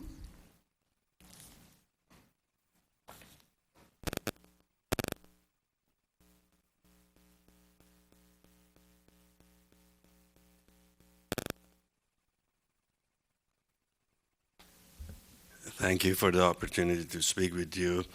I own the property which is directly portion of the building. You know what I need for you to do? I need for you to take that microphone with you as you point to there, and then we have that on the record for everyone. All right. I own the property which borders this section of this development. I think it would be very useful to have a prototype of the building project that's being proposed. From the flat screen, it's very hard for most people to visualize what the final plan is going to look like. The second thing is I have a concern about the security of the property after the closed hours. Is there going to be a protection or security provided? And the 8-foot wall that's going to be constructed, I like it to be textured. And then I don't know how close this wall is going to be to our current redwood fence wall There are a number of very nice live oak trees which provide a nice shade, and I like to see those preserved. My final comment is about the magnolia trees. I love trees. That horticulture is my avocation. Unfortunately, and I walked and seen all of them, they're all diseased, severely stressed. They have big gashes at the base close to the ground, and they're not the right tree at the right place. They're very water thirsty. They're evergreens, therefore they drop their leaves year round. When they bloom, they make a mess afterwards, and their seed makes a mess. Trees like ginkgo, there's lots of Chinese pistachio, we could avoid that. Crepe myrtle is an excellent choice. Flowering pears are beautiful. I have one in my property which performs beautifully, and they drop their leaves once a year, and they're very clean. And I'm sure whoever will plant whatever, they make sure that there is root barriers around them. So thank you for the chance to speak. All right, don't go away, Commissioner Talaspour. Thank you. You said you own the property. Is that a home? It's a five-plex apartment. It's a five-plex apartment. That Ms. Kramer is one of the Oh, I tenants. see. All right, well, thank you very much. Sure. Commissioner Birch? Just for reference, you mentioned some oak trees that would be near the wall. Are those, if you were standing on the back of the property, are they the ones that are right up against your redwood fence? No, they're not right against. If I were to guesstimate from where our fence is to where they are, they're probably maybe 4 or 5 feet. Okay, but And they do when the fall on the CVS side of the property, but That right is on the their edge. property, that is correct. And when the Chevy dealership was there, they didn't do anything to them, and they've come to be actually pretty nice grove of Yeah, they're live here, oak. yeah, they're large trees. Okay, I just Yeah, wanted if they to, can be saved, they're beautiful. okay, thank you. Thank you very much. Thank you. Our next speaker will be Julie Mersick.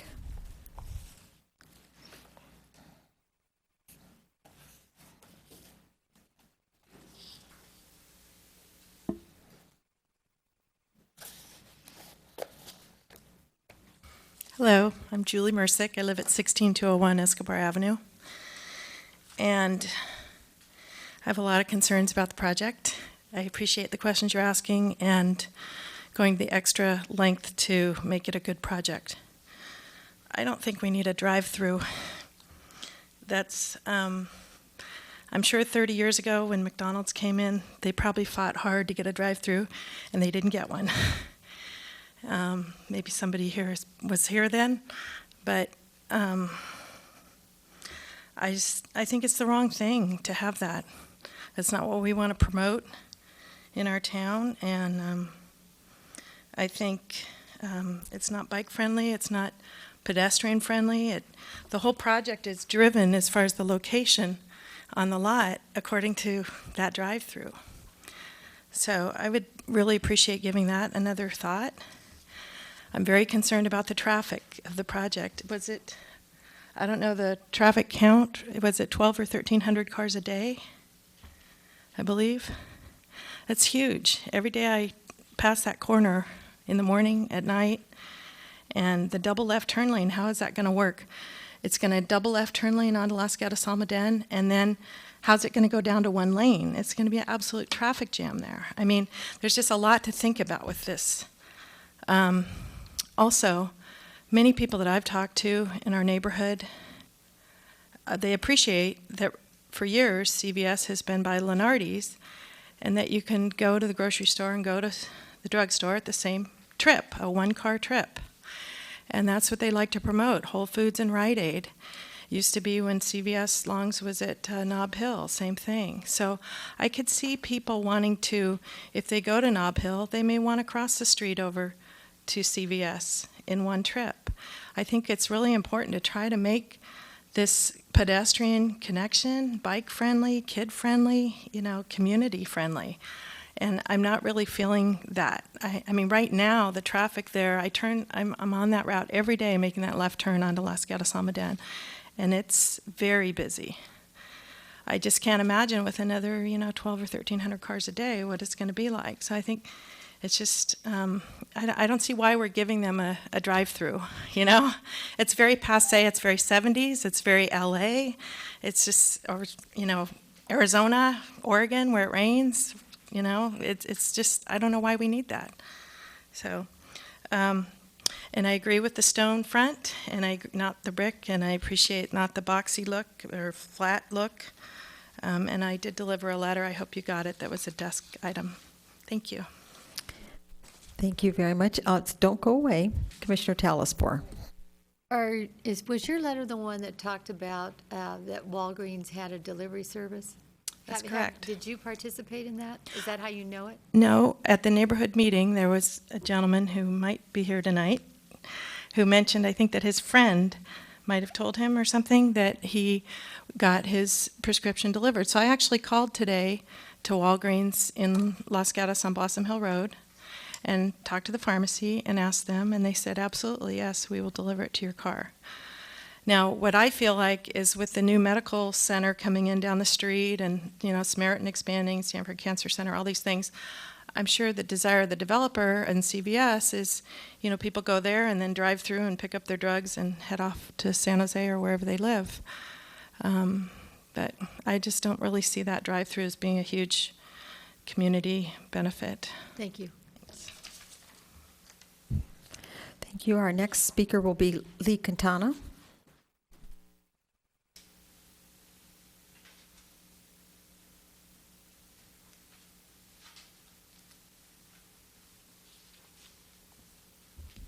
Lee Quintana.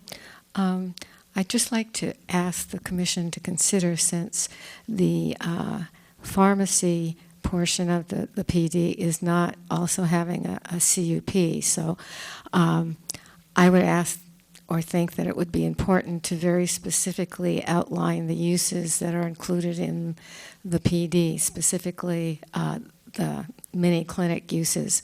I also finally went online and looked up their mini clinics, and they really do provide a very broad range of services. I think it even include minor injury type of service. So I would request that you consider that.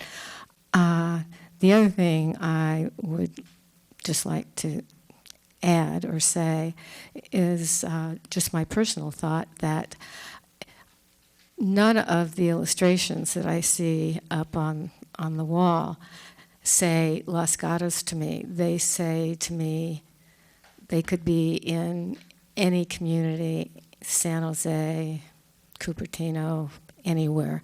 There's not a distinctive personality to them. And the last, which I would hope that we would achieve in Los Gatos, especially since the planned development zoning requires that there be excellence in architecture. And the last thing is just a question. It's been stated that there would be no graphics in the window. Does no graphics mean no advertising signs? That's all I have to say. Thank you, Ms. Quintana. Come back to the podium, okay? Commissioner Erickson has a question for you. So you're undoubtedly familiar, Ms. Quintana, with the building at the intersection of Los Gatos Boulevard and Lark, which has Panera Bread in it. Is that Los Gatos, or is that not Los Gatos? I think part of it is Los Gatos and part of it isn't. I think the side of the building that was treated, that is on the driveway as you go into Office Depot, I think that's very nicely detailed. The front of it, it doesn't say Los Gatos to me. It's not a particularly friendly feeling.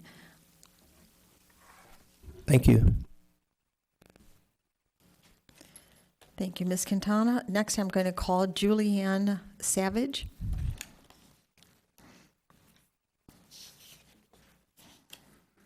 Good evening. I'm actually not related to Jennifer at all. Just wanted to make that clear. I grew up in Campbell 50 years ago when Campbell was actually a tiny little town where it wasn't filled with nail salons and big box stores, where the traffic wasn't a horrible issue. And I've spent about half my life here in Los Gatos. I love Los Gatos because it has character and because it is a friendly place for families. And right now I feel like CVS, with all due respect, has just dropped a big house on my sister. The plans, I know many have spent many hours, you've spent many hours reviewing them, staff has spent many hours reviewing them. I know that the architect and the developer have spent many hours. But this type of store in this location, it's too large for the property. The traffic is insane. I turn left onto Los Gatos Boulevard every morning from there. I live on Benedict Lane. And sometimes you can wait a light, 2 lights to get a left turn. Adding more cars and adding more traffic is not going to help the character of our town. We have a number of drugstores in our town that anybody can go to. They're accessible to all. We don't need another one at this point in our town because the location there is really the entrance to North Los Gatos when you think about it. And people form an opinion about our town when they drive down that street. The other thing I'm concerned about is the plaza and the issue of loitering. And I know that the plaza was a way to try to move the building back and make it look nicer, but right now CVS is the only business that I know of in town that allows perhaps legal panhandlers in front of its store. There's individuals that may or may not have a license that are begging for money and they're costing the people going in and out of the store. I hope that this isn't this type of thing that will be condoned at this location, which is so close to neighborhoods. And the last thing I wanted to bring out is the fact that now, if this CVS is allowed to build there, the type of store that they're building, 3 of the corners in that intersection will sell alcohol. 3 of the corners will sell alcohol in a way that kids going to school, to 3 of our schools, the elementary school down Los Gatos Boulevard, Fisher Middle School, and the high school might drive by. And I don't think this is the message we want to send to our children either. Thank you for your time.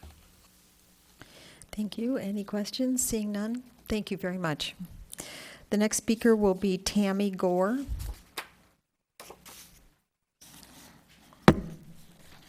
Hi, thank you. My name is Tammy Gore, and I live on 15624 Benedict Lane.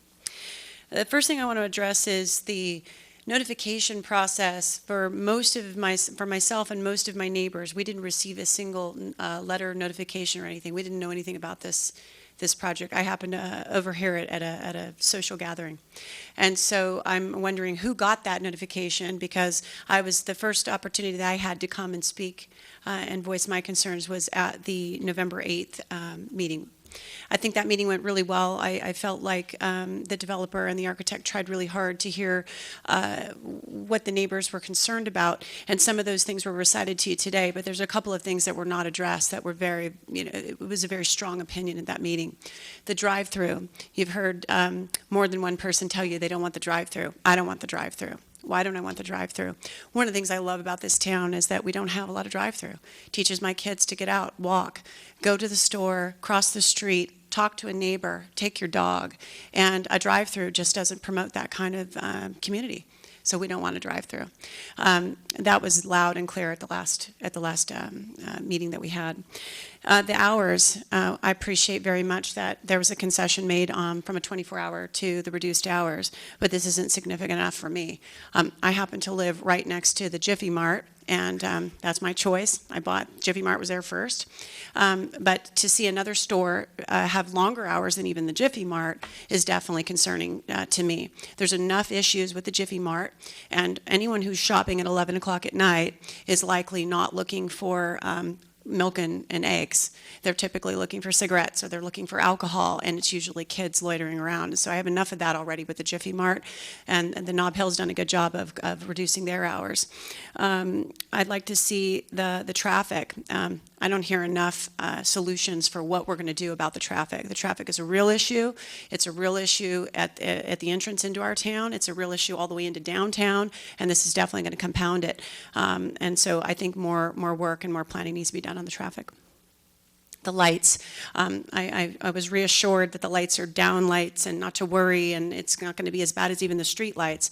I have a backyard that I put a lot of money into.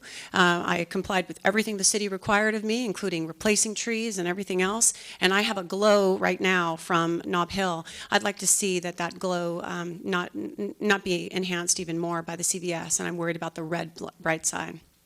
I understand I'm out of time, so any questions for me?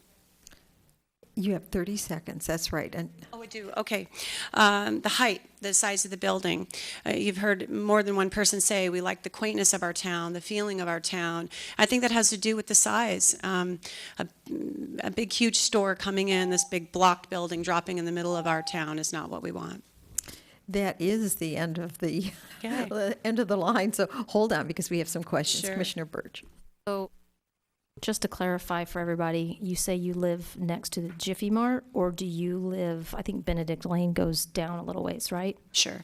I live right behind the Speedy Oil changing station, which happens to be part of my property, is right behind that station and right next door to the Jiffy Mart on Benedict. So from your backyard, I don't know how that building lines up, but would you have a direct view then of the building and the lighting right into your backyard? Yes, I would. Okay, thank you.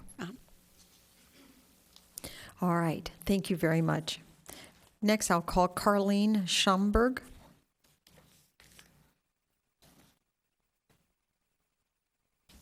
Hi, I'm Carlene Schomburg. I live on Benedict Lane. I'm a native Los Gaten, so the changes I've seen in this town make you cry, frankly. But I would like to see, if this happens, something smaller scale. I have been the victim of a hit and run in that intersection. And if there's a double left turn, it's going to take out the greenery on the median strip there, possibly killing a gorgeous giant oak tree that's been on that corner. And when you leave Nob Hill, if you're coming back toward Benedict Lane, you're taking your life in your hands crossing the street to make a left turn as it sits now.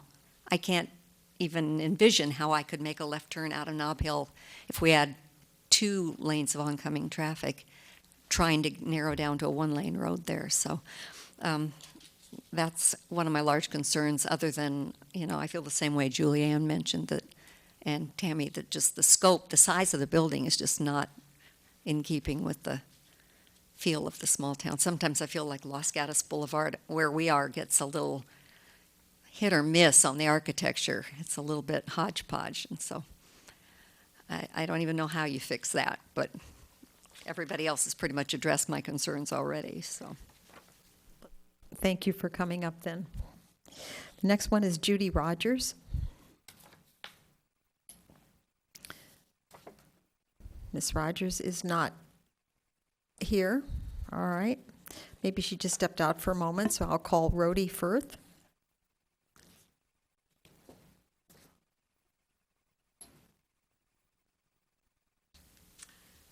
My name is Rhodey Firth. I've lived in Blossom Hill Manor for 50 years, so you can imagine the changes I've seen on Los Gatos Boulevard, like these other people, and I love it because we call it Los Gatos Boulevard, not the Boulevard.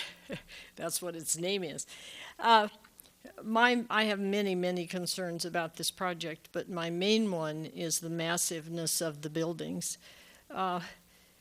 Partly because of the Palo Alto Medical Building next to Trader Joe's and the new buildings where Paul Swanson was.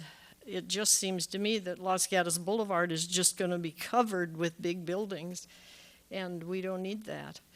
I don't understand why we need a giant drugstore. Rite Aid and CVS and Walgreens have been fine for me, so I don't understand why we need that. I'm concerned about the picture there. Yeah, that's right. Stay close to your microphone or take it with you.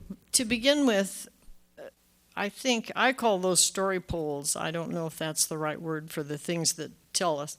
But because the buildings have gotten moved, have those poles gotten moved? I mean, could I tell a difference? That's one of the questions I was going to ask the staff, so I'm glad you raised it, and we'll have the answer when we go back to the staff. Because that picture behind you shows that we can see the hills over those story poles.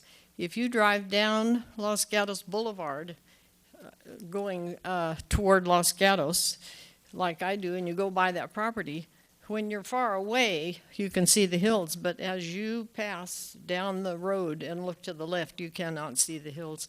That picture's taken from across the street, and these buildings will block our views. And as to the neighborhood meeting, it was on the 24th of November when many of us were gone for Thanksgiving or too busy getting ready for Thanksgiving to attend that meeting, and I wasn't even informed about it. My other concern is, if you build that big a store, what all are you going to carry?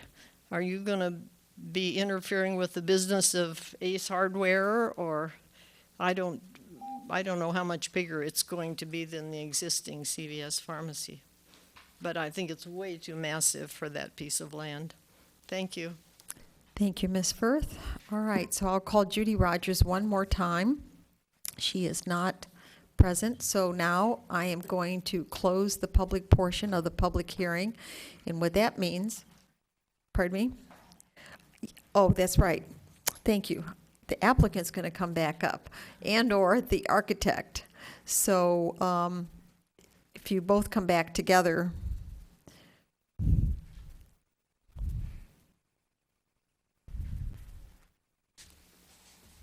Now, we are going to hold you to your time, okay? So this is going to be 3 minutes and not 3 minutes each. So maybe, Mr. Silva, maybe you want to stand up and be right there.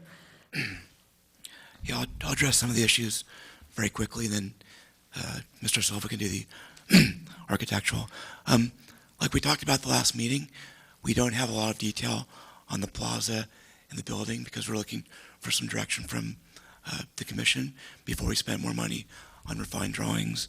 As far as hours of operations go, the 7 a.m. to 10 p.m. would be acceptable to us, which are the same hours we currently have down the street.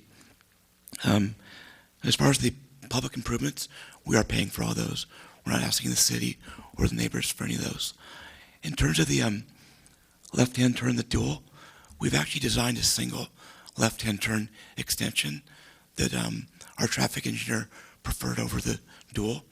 We've been working with the city on which would be better, so we'd be very open to reintroducing the extended single left-hand turn versus the modified double. It sounds like there's a consensus on stone versus brick. We're very open to stone. The Panera project we think is a really solid project. I think that does show a lot of the character of Los Gatos, and we think that'd be very complementary to what we could provide. We have agreed to another neighborhood meeting prior to town council. We'd be happy to increase the radius from 500 to 1,000 as well.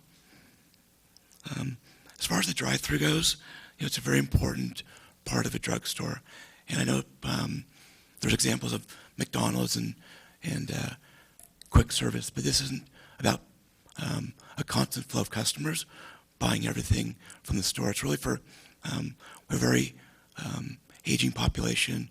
We have people with disabilities, and we have parents. We have sick children. And it's really used, 4 to 6 times an hour. And again, it's very important given the community to provide that convenience. The trees actually, we keep going back and forth. They actually are magnolias. I said sycamore. I apologize. And again, they are very water hungry. But I think to preserve some of them at key locations, I think is a good solution. And then again, the lights we're proposing are 15-foot maximum. They will have cutoff shields, so no light will disperse beyond the property. And it's very energy efficient. And I'll let Tony maybe talk to a couple of the architectural features. Next 30 seconds. All right, I got 20 seconds, so I'll be brief. As far as the scale of the building, I heard a lot of people complain about or talk about the scale. The scale isn't consistent with the buildings that are on the boulevard right now. About 24 feet. In your packet, you'll see that several buildings were at that height. As far as the trees, we have to remove several of the trees because of the street improvements and some of the drainage features we have to do per California law on the property. And that's all I have to say. Sorry. All right. Thank you, Mr. Silva. Let's don't leave. Commissioner Badami. I'm going to go back to that drive-through window. So I'm looking at the staff report on page 6, and under the summary, it talks about the applicant being amenable to restricting the development. And I heard Mr. Spunk say that the drive-through window is an important part of a drugstore. Yet I think we have 7 drugstores in town that have been operating for years without a drive-up window. So would you consider eliminating the drive-through window? That's not a question I can answer. Okay, well, Sorry, I can only speak to the architecture of the building, not the operations. all right, I'll save it for later. Thank you. All right. Commissioner O'Donnell. Two things, really. I would like to see Commissioner Madami's question answered by whoever is appropriate from the applicant, but that's the second. The first thing I want to know is the question of what the use really is. In our package, one of the letters, Ms. Quintana's letter actually, cites the law. Give me a moment till I find it. Okay, and she points out that the section says a 24-hour formula retail super drugstore, including a pharmacy with a drive-through pharmacy window, is permitted, and I guess that's a minute clinic with services provided by nurse practitioners and physician assistants. But then she raises the question, is essentially a medical clinic within a pharmacy is not a use defined in our zoning code. So I guess the question I have is, it isn't clear to me what is included, particularly in that second thing when it says a clinic with services provided by a nurse practitioner and a physician's assistant. That just isn't clear to me what is permitted. So I direct the question, I think, to council to see if we have any answer on that. Commissioner O'Donnell, I agree. You and I actually were thinking similar, but what I'd like to do is maybe just hold that question because I think there's a few things that staff, and I know I have a specific question of Ms. Provetti as well. So let's just see what we can do with either Mr. Spunk or Mr. Silva while they're up here. And then Commissioner Erickson, I believe you had your hand up, or are you just scratching your head? Okay. I was scratching my head, but I had my hand up too. But I was gonna suggest what you suggested. All right, fine. And then Commissioner Talasfor. So would I address you for the site plan as well? I can answer aspects of the site plan. If I can answer the question, I'll pass it on. So the consulting architect, Larry Cannon, has submitted two alternative site plans. Yes, I'm familiar with them. Are you familiar with them? Would you care to comment on them? From memory, it's been a little while, but I believe on his site plans he had the CVS. You know what? Let me interrupt you for 1 second. Maybe, Ms. Savage, can you put the alternative site plans perhaps up on the overhead? I have them right here. Oh, she does? Okay. Right here.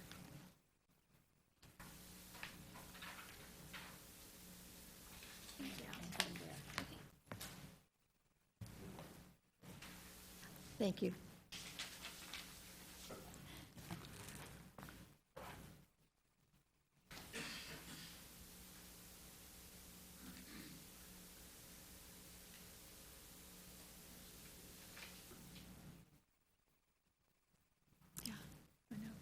So would you care to comment about, one of the reasons he wanted to move the retail portion closer to the corner, and I don't know that we would move it that close, but I think it's just the positioning of the retail, was that he felt that it would enliven the center more and draw people's attention.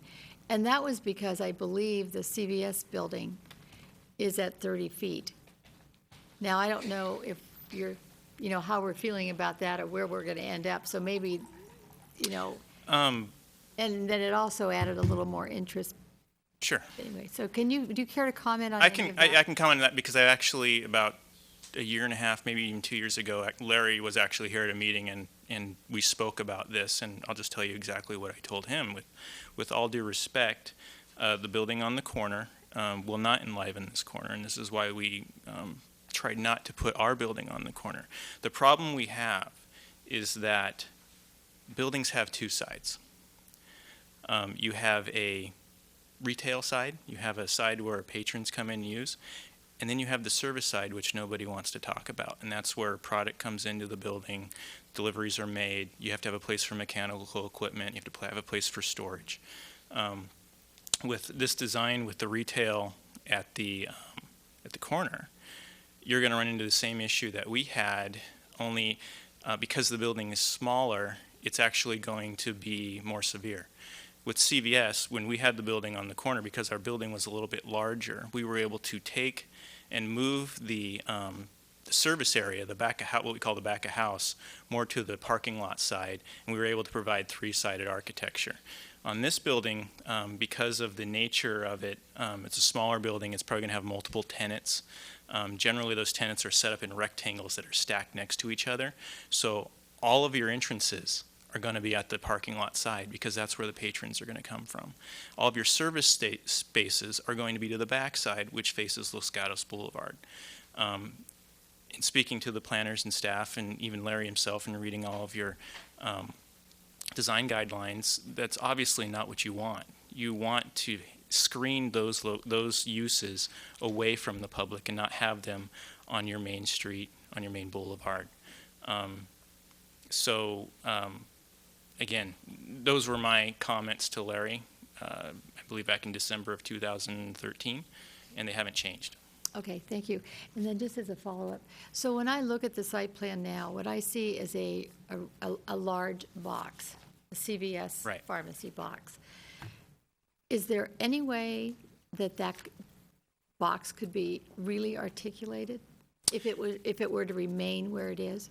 To make it much more pedestrian friendly? Well, the simple answer is yes. The what? The simple answer is yes. Okay. I think on the previous scheme where we had the building on the corner, we had a very odd-shaped building. It showed that we could, in fact, articulate the building and work with a shape that is not standard to what you see on our site plan now. We would still need to have all of the parts that require us or allow us to function. So we would still need retail. We would still need a storage area. And all those parts work together on the interior of the space. So we would not necessarily have a box. You would have maybe a rectangle, or maybe you'd have a slightly different place. But if you're speaking towards articulation, there are things that we can do outside of the box. So if you look at a building plan straight down, you're going to see a square. But when you look at it in elevation, we can add pilasters, we can add windows, we can add horizontal elements, we can add vertical elements to the exterior of the box, which breaks it up and makes it look less boxy. So you're saying, though, that you paste them on rather than actually articulate the building? That is the way it's done. But yes, the building does have jogs. I have done jogs in buildings. Okay. The problem is the bigger the jog, the less we have, or the what am I trying to say?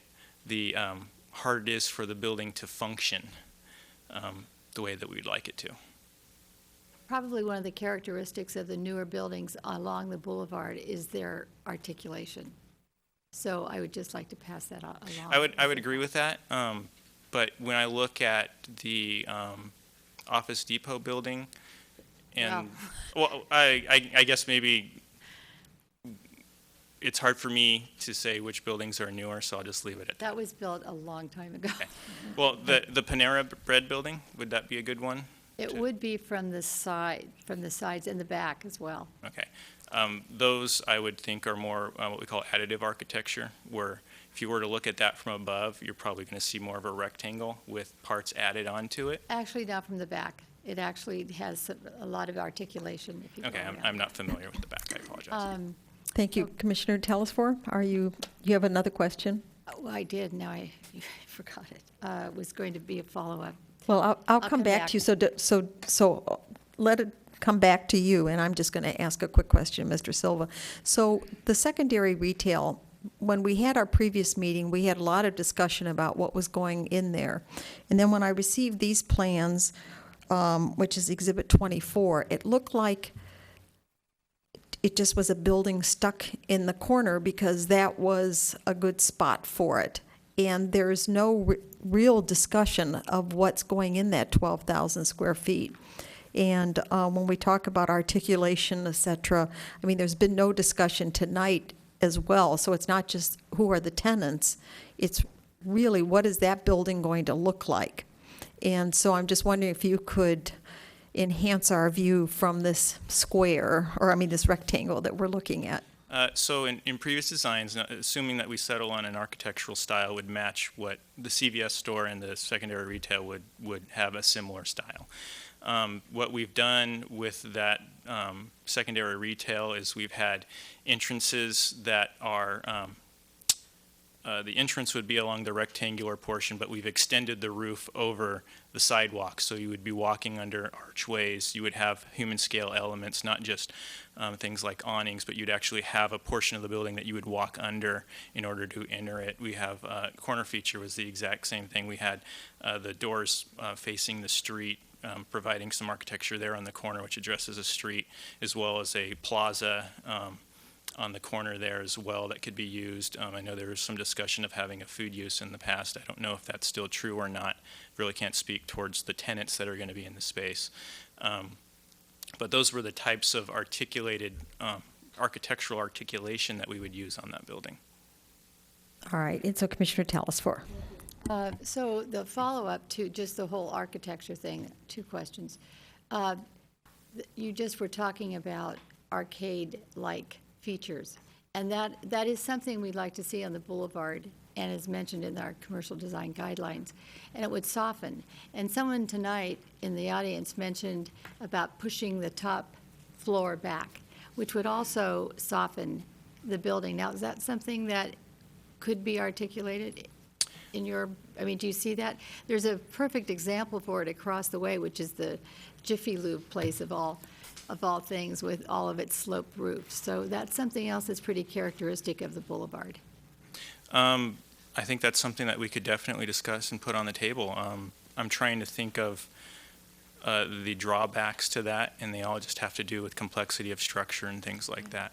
So let me just ask a really broad question. Okay. Tonight, are you looking for us to, how much detailed feedback do you want us to give you? I'm sort of at a loss here because of the elevation. I mean, I don't look at this as a full application.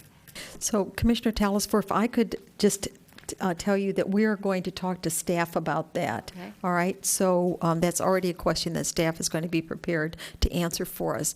So any other questions for Mr. Silva in terms of what we see before us tonight? Seeing none? Oh, Commissioner O'Donnell? I may have missed this, but when I look at the secondary retail, 12,000 square feet, it isn't apparent to me whether the secondary retail is a one-story building. Yes, it is. So when we talk about setting the second story back, there isn't any second story. Correct. I believe I kind of drew a conclusion to that. It just means the upper portion of the building if we can bring it back. I got very confused by the question. So. All right, thank you. So, Mr. Silva, thank you. You can be seated. Thank you. And now we are going to close the public portion of the public hearing.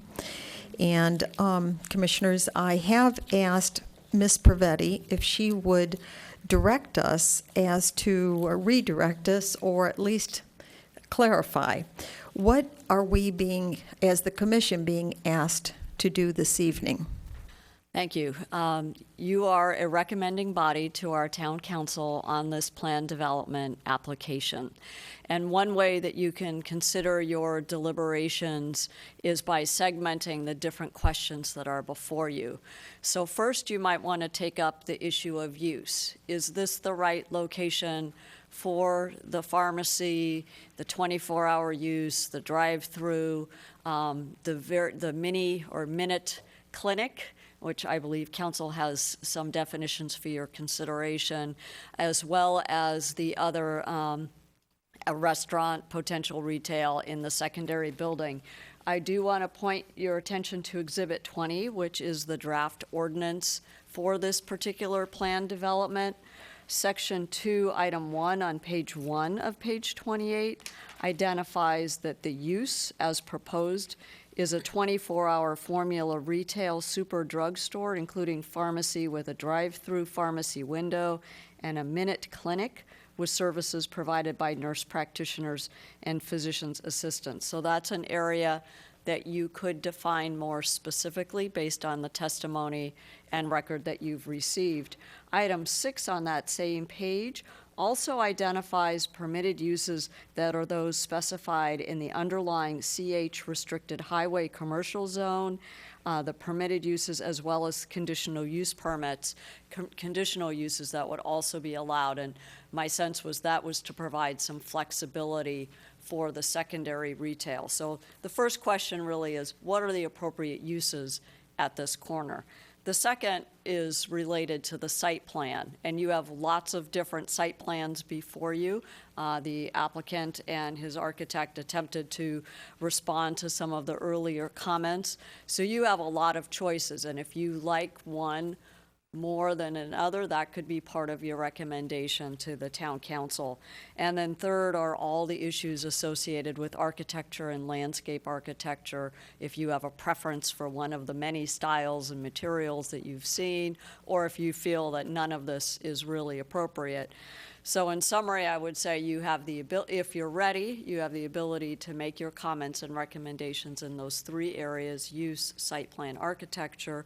Or if you feel there's more work, that this really isn't ready to go to town council, that things are still too vague or uncertain, need to be clarified, you wish to provide additional direction, if we can focus what specifically you would like to see, then the architect and their team can work on that and bring it back. So you've got, or you could just say, we recommend denial, and, that could also be your recommendation. So, Ms. Pravetti, let me ask you this hypothetical question. If we were to make the appropriate findings, et cetera, and move this project forward to the town council, when they took it under consideration, would they not require more specific plans? Would they not require drawings? Would they not require far more than we're looking at today? Well, again, what we're doing is setting the rules for the property, so we need to identify setbacks, building placement, et cetera. There is a requirement for an architecture and site application subsequent, so there is the opportunity to do that more detailed analysis. In your recommendation, you could recommend which approving body is most appropriate given the status of the application to date. So if you feel that that would be something that you would want to see as the approving body, that could be part of your recommendation. And we could also, another alternative is we could request more information from the applicant, more detail. Yes. And have the applicant come back to us yet one more time before they go, or before we recommend or deny or that's correct. All of our many choices. All right. So is there, yes, Commissioner O'Donnell, maybe I didn't ask your question. The last time we were here, we were specifically told that a couple of plans, full plans had been submitted, and did the applicant have to submit full plans again because it cost $60,000, something like that. And we said, no, just give us some schematics. Now, listening to the presentation tonight, it was almost as if the applicant was also saying, if you could give us some direction, we could give you more plans. So it isn't clear to me. I mean, I'm not sure at the moment, well, if we could tonight agree among ourselves what the more directions would be, it sounds to me like the applicant would be willing, eager to do this, so we'd have a more complete package. But at the moment, it isn't clear to me what a majority of us would do. But if I were the applicant, I sure would like a little more direction, because as I sit here at the moment, it's kind of hard to figure out what the majority of us are saying on this point. Thank you, Commissioner O'Donnell. So what we're going to do is we're going to take under consideration what Ms. Pravetti has suggested, and then I'm just going to go right down the line and just ask each commissioner, just in a few sentences, to express what not whether they're leaning toward recommending or not, or what they would like to see as the outcome of this evening in the best of all scenarios. I'll start with you, Commissioner Erickson. So I want to be sure I'm responding appropriately to the chair's request. My understanding is that we have a plan development application and an associated negative declaration before us tonight, and we don't have the architectural and site application before us tonight. So if I'm understanding correctly, that would be considered at a later moment by the appropriate body that may be included in the plan development conditions and might not. So if that's correct, Chair Smith, then I think it's possible for us to resolve the issues, because we don't have to resolve the architecture issues tonight, because they're not a part of the PD or the negative declaration. We have to resolve potentially some of the site plan and some of the circulation issues tonight, potentially not all of them. My sense is we'd have to resolve the use ones. I think I would be in a position with the appropriate information from the staff to potentially move forward on the issues that I think are related to the PD application and the negative declaration. The one that I might not be, and this is contingent on what the answers from the engineer who's here tonight are circulation, because I have lots of questions about circulation issues. Thank you. Commissioner Badami. I'm not ready to move forward on this. I feel that it needs a lot of work. I think we need more information so that we could make more informed decisions as to how we do want to proceed. I'm not sure about this being the right location for the use of this size. I want more information about what's allowed with the clinic. I'm concerned it might become a mini emergency room, resulting in more traffic and congestion in that area. I'm concerned with the site layout. I don't know what is the best solution there. It's all over the board. We've got the consulting architect that's got two alternatives that don't jive with what we're presented with tonight. So I'd like to just send it back and get more detailed information altogether. Thank you. Commissioner O'Donnell. The application summary of December 10th says there are about 4 things we're supposed to do. We're supposed to change our consideration of the changing of the zone from CH to CHPD. We certainly could consider that, and that's, I don't think that's going to be influenced by the design of this. Secondly, to demolish the existing commercial buildings, and that's an independent decision. And third, the environmental impact, that also could be done. So where we seem to have a problem is in, if you look at Exhibit 24. Now, Larry Cannon was commenting on a non-existent plan because he was commenting some months ago. So I don't think we have to pay any attention to what he said, because he was commenting on something that's not before us. What I do think is important to note is the applicant has agreed the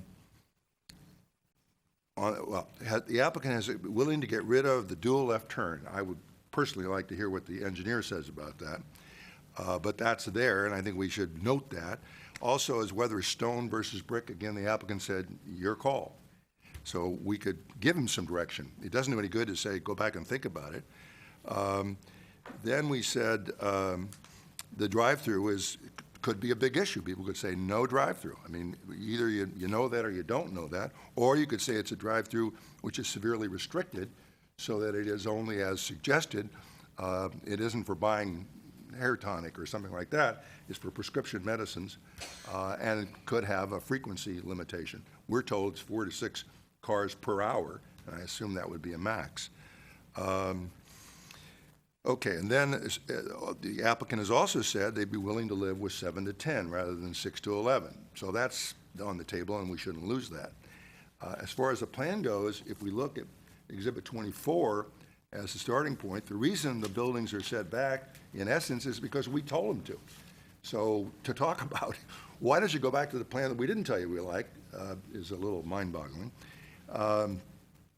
So if we don't like this plan, I guess it would be very helpful to know why we don't like the plan. I happen to like the setback. Everybody I listened to said don't put it in the front of the property. Notwithstanding, we started by saying that's what everything tells us to do. So if we agreed that it shouldn't be on the front of the property, then we can agree, yeah, your location's okay. Secondary retail is a single-story building. We don't like that. We should say so.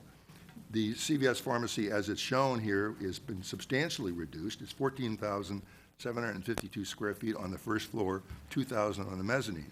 I mean, I think it would be very helpful, particularly if we're going to tell them to go back to the drawing board, if we told them what we wanted, as opposed to, say, going back to the drawing board. That doesn't get us anywhere.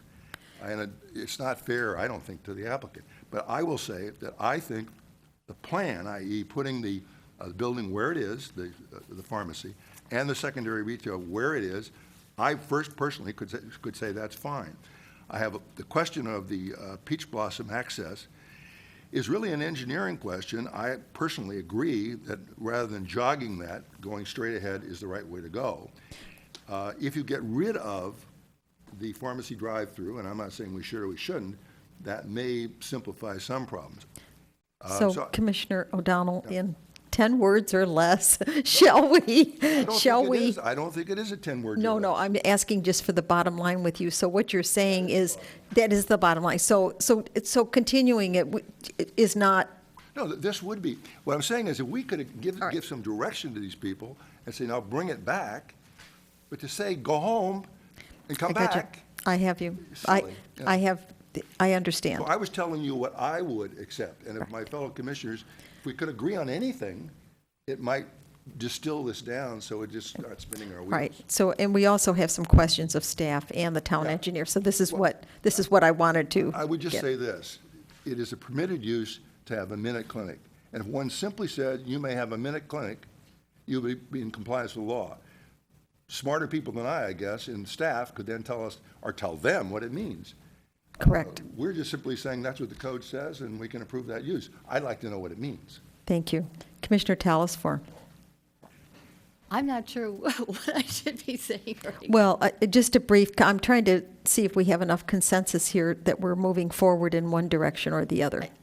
Yes, I would like to, probably with some recommendations from us, I'd like to see this come back. But when it does come back, I think I'd like to have a little more detail as far as the elevations on 360 architecture. It's really difficult to understand how this all works together. And that's my 10 cents, my Thank 10 you. words. Thank you. And Commissioner Birch? I also would agree that I think it needs to come back. I think that we do need some more information on traffic. I think some architectural details such as elevations would help a lot. And I think that the drive-through is probably going to be a pinch point. A pinch point. I think the drive-through is going to be a pinch point.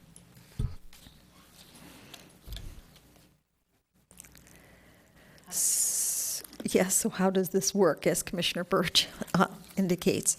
So what I think we might want to do is perhaps at least ask the question of the town engineer who is here about the traffic issues. What I hear is, on the one hand, strictly speaking, what we're asked to do is whether or not the use is appropriate and can be confirmed as a PD. Correct? That is one of the issues, and if the commission is comfortable with the use, then that part of it could certainly move forward. I believe our town attorney has some definitions for minute clinic. It's not enumerated in our code, but if there are concerns about it potentially expanding into other areas, those are all places where the town could add its own limitations as needed. And then if I could just ask a procedural question. If we were to appoint, Mr. Counselor, that 3 wanted to send it back and 3 wanted to move it forward with some restrictions on it, what is the result of that type of vote, since we are missing our additional member this evening? So typically, I would ask you to still deliberate, so hopefully we can get a majority to make a conclusion. But if there was no way to reach a final conclusion, then there wouldn't be a recommendation. Probably we'd end up sending it on to council with no recommendation from this body. So it's not a recommendation to deny, it's just no recommendation. And it moves on of its own accord to council?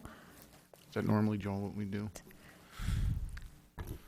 I'm just trying to understand procedurally where we are or where we possibly could be. Yeah, obviously it's a unique circumstance, and as the town attorney stated, and in other circumstances, folks have reconsidered their opinion after hearing the others' comments on the commission, and then have moved it forward potentially with either recommendation of approval or denial, or agreed with some of the other folks who sound like they may be inclined to continue the matter. So I think that's kind of the first step. This isn't a typical where you have the deadlock vote and the motion dies. But there have been other instances where the commission has forwarded items to the council without a specific recommendation. Commissioner O'Donnell, and then if you'll all bear with us as well, so that your specific questions to staff, I do want to get those on the table no matter what the outcome is of this evening. So Commissioner O'Donnell. We're talking about basically two possibilities. One is to send it back. The other is essentially to let it go on without an affirmative recommendation. We don't know how we're going to come until we try it. So one of the things this is a suggestion, one of the things we could do is attempt to make a motion to continue it subject to some direction from us. So if I guess 4 of us could agree on what the directions are, then to me, sending it back is a lot more sensible. If we can't agree, if 4 of us can't agree on what the directions are, then I think it would be unfair to ask the applicant to go back to the drawing board because he doesn't know what he's supposed to do. So maybe we ought to, and I don't know, but if anybody agrees with that, maybe we ought to try a motion that says, let's continue it to a date certain, and we're instructing the applicant to do, A through F, whatever it is. And if we can't agree on that, then maybe it just kind of dies and moves on. So Commissioner O'Donnell, if I could have you bear with me where you can be formulating a motion while we are asking staff first the questions, because I think that may actually influence what the motion says. So perhaps, Ms. Tran, if we can begin with you with the traffic and circulation questions. And I'll begin. At the last hearing, we heard that there is a bike lane that seems to stop at where the bus stop is going to go. And so what is going to happen to those bike riders who are no longer able to use that bike lane? And Commissioner Erickson, I'm not sure if you raised it. I know someone raised the bike lane. So I don't see any comments to it except that the bike lane is address the bicycle circulation. It's in the December 10th memo. So maybe you want to articulate what the issue is. Could I supplement the question or ask a maybe more specific question? So there's on-street parking between the present entrance off of Los Gatos Almaden Road where they propose to have a continued entrance. There's off-street parking between that point and Los Gatos Boulevard, and I don't see anything that indicates that on-site or on-street parking, is being deleted. If one were to delete that on-street parking, one could continue the bike path all the way to Los Gatos Boulevard. Was that considered? Yes, that is one of the considerations that our traffic engineers and our team had discussed, and so the on-site street parking will be eliminated for the bike lane as with this project. So then it would go all the way to Los Gatos Boulevard? That's correct. Okay, that wasn't apparent in the staff report. Just to clarify a little bit more, right now you have a bike lane that goes westbound along Los Gatos Almaden Road. If you go just off the site plan, there's actually a bike lane sign if you're out on the street. So the bike lane is delineated by a solid white line. As you move westbound on Los Gatos Almaden Road, the solid white line ends. And the reason for that is that there's a pinch point here, to use the word we used earlier, where the curb for the sidewalk and the curb for the separation here, there is not enough room to continue the bike lane line to Los Gatos Boulevard. That's the case today, and it would be the case with the proposed project as well. The existing condition on site today would continue if the bike lane would not be removed.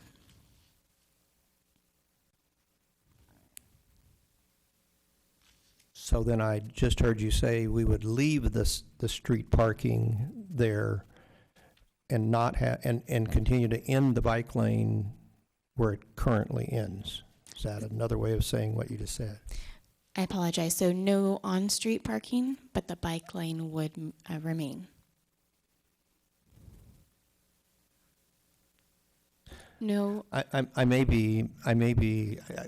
trying not to be dense here, okay. But there's a certain amount of distance from the curb to the first lane where traffic can roll, where there's parking now between where the entrance is in Los Gatos Boulevard. What happens with that? Are we going to put landscaping in it? Are we going to not have street parking there? We're not going to put a bike lane there. We're going to put Christmas decoration. I don't know. What are we going to do with that square footage?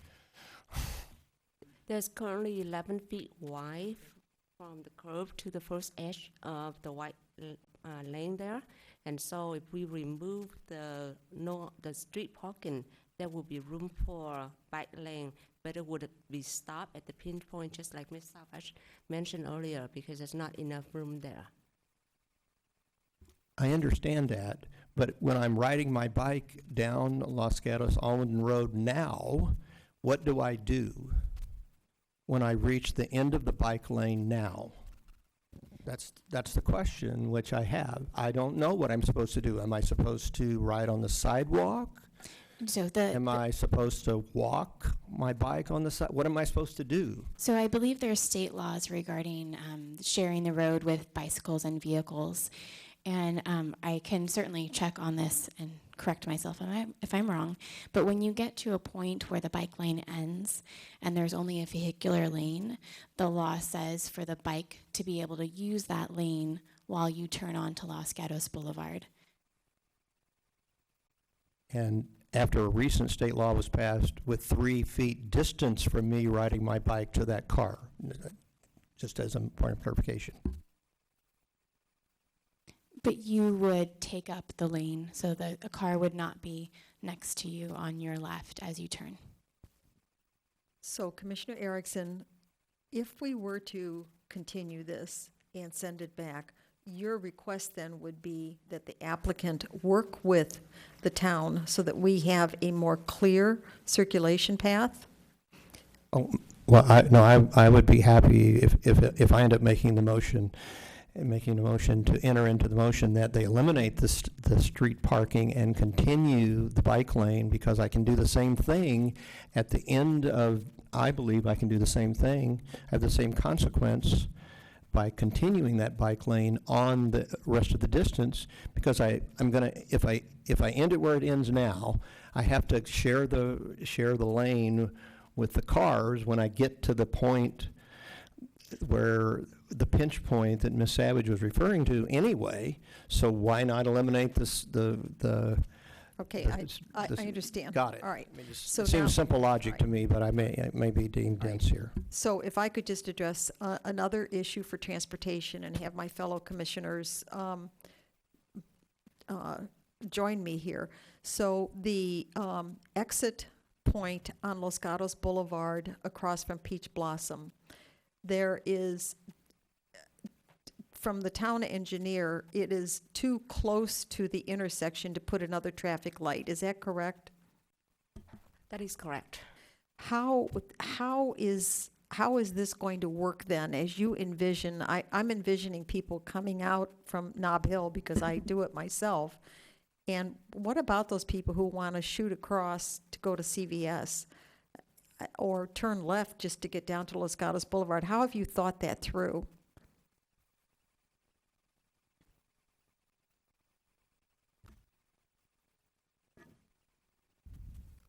The traffic impact analysis does look at aligning the CVS or commercial property driveway with Peach Blossom. In addition, the applicant's traffic engineer also took a look at it, and in your desk item provides a detailed analysis about why that's appropriate. So in looking at someone turning left from Peach Blossom or going straight from Peach Blossom into the CVS site, that is the most appropriate and most safe alignment for having a driveway and a street so close. No, I understand that because I read it, so I understand it. It just defies my particular logic that it's the safest thing to do to have people shooting across those lanes of traffic and no one stopping for anyone, really. So I'm just making that comment. Commissioner Erickson? With the chair's indulgence, I have a series of questions that are related to what you were just talking about. So I'd like to more or less ask them all at the same time because they're related to each other, and let the two staff people respond to them. And if people will follow on and if you can shrink that down so that we can see that intersection and see, I'm not a traffic engineer, but parts of this don't make sense to me. I can't understand how it's going to work in a practical consideration. It seems to me that it is appropriate to align them and create the intersection. So that's perfectly reasonable to me. About where the P in the word peach is on there is the entrance and exit out of the, whatever, I'll call it the Nob Hill Shopping Center for the moment. That's about where it is. So I've got traffic coming in and out of there. I'm going to have likely enhanced traffic because I'm creating, at least I assume the stockholders, shareholders of CVS, I'm creating an inviting place there. So there'll be more traffic than there was going in there before because it was a secondary entrance to the auto dealership that was there before. So it'll increase more traffic. So there'll be more traffic in there, and you've got traffic coming in and out of that shopping center with with a likelihood of greater traffic there. That's a piece of it. Okay. The present drawing says we will have 2 left-hand turn lanes dumping traffic off of Los Gatos Boulevard onto Los Gatos Almaden Road into 2 lanes for about half a block. And at the end of that half a block, we think we're going to cause them to converge into 1 lane when there's also traffic coming right, turning right off of Los Gatos Boulevard that is converging onto that. And probably that traffic is not intending to turn right at Peach Blossom and go into they're wanting to go on down Los Gatos Almaden Road, because if they were intending to go down Peach Blossom and turn into the shopping center, they would be smart enough to have turned off Los Gatos Boulevard before they got to the intersection. So all that, you're going to have cross traffic going, so you're essentially reducing 3 lanes of traffic, attempting to, in a half block, it seems to me, reduce 3 lanes of traffic into 1 lane of traffic, hoping like hell like some of them will turn left into the CVS property where they give them the extra left-hand turn lane. So it seems to me it doesn't, I'm not a traffic engineer, but my common sense analysis of it doesn't suggest to me that it works very well. We might be short-circuiting everything this evening, so I'm not sure, Ms. Savage, Ms. Tran, who would like to answer that series of questions, comments? I'm going to try first, and Ms. Savage can help out too. Based on the traffic study that's prepared by TJKM and the recommendation from our traffic engineers, with the volume of traffic that the study analyzed, they felt it is adequate with the configurations that we currently have. There's roughly about 140 feet or so of the, I would say, second lane for vehicle before the lane from the Los Gatos Boulevard merge into it. And so there's about 5 vehicle space or so. So with that, do you have any additional? Thank you, Ms. Tunoin. And so just to continue on to what she was saying is that the traffic engineers did take a look at the increased traffic that the proposed use causes. And what they look at is the amount of vehicle trips occurring at each intersection, and amount of trips going straight, amount of trips going right, amount of trips going left. Within your traffic impact report that you have as an exhibit to the to the mitigated negative declaration, you'll see those exhibits where they actually study how many cars would turn left, right, or go straight. And through those studies, they determine level of service and the number of vehicles on the street and where there would be merges, where there would be turns. Just like they determined that there's an modification required for the left turn lane southbound on Los Gatos Boulevard, they would also take a look at to see if there was any modifications required for merging lanes. I do understand your confusion, and we can certainly look into a way to provide additional information, but it was looked at from a traffic engineering perspective, including safety. All right, thank you. So, Let me ask one quick question. So when they did the traffic study, Ms. Savage, they did it with the two left turn lanes contemplated going south on Los Gatos Boulevard. So I don't remember that. That is correct. Okay, thank you. so Commissioner O'Donnell, I'm wondering if you are ready with a possible motion, and are there any other questions of staff? That's really what I should ask first. Commissioner Erickson. I guess I have questions about uses. So I would appreciate either the staff or, I suppose if we consider the town attorney part of the staff, the town attorney or the community development staff, I'll leave it at that, to clarify for us what a pharmacy is, what a clinic is, if that's an appropriate, what a medical clinic is, and what a minute clinic is, because we're contemplating approving a use for a pharmacy and a minute clinic. And I would say it sounded to me, the testimony we had from the CVS representative, it sounded, I don't know what a minute clinic is, but it sounded pretty much like a medical clinic to me. It's as close as you can get to a walk-in clinic, I suppose, is the definition if you want to look at that. It does provide more than just your typical pharmacy, which is just the picking up prescriptions. By their definition on their CVS, it lists the minute clinic as providing. The first walk-in clinic was established through what they call a minute clinic in 2000. There's something like 800 locations throughout the United States.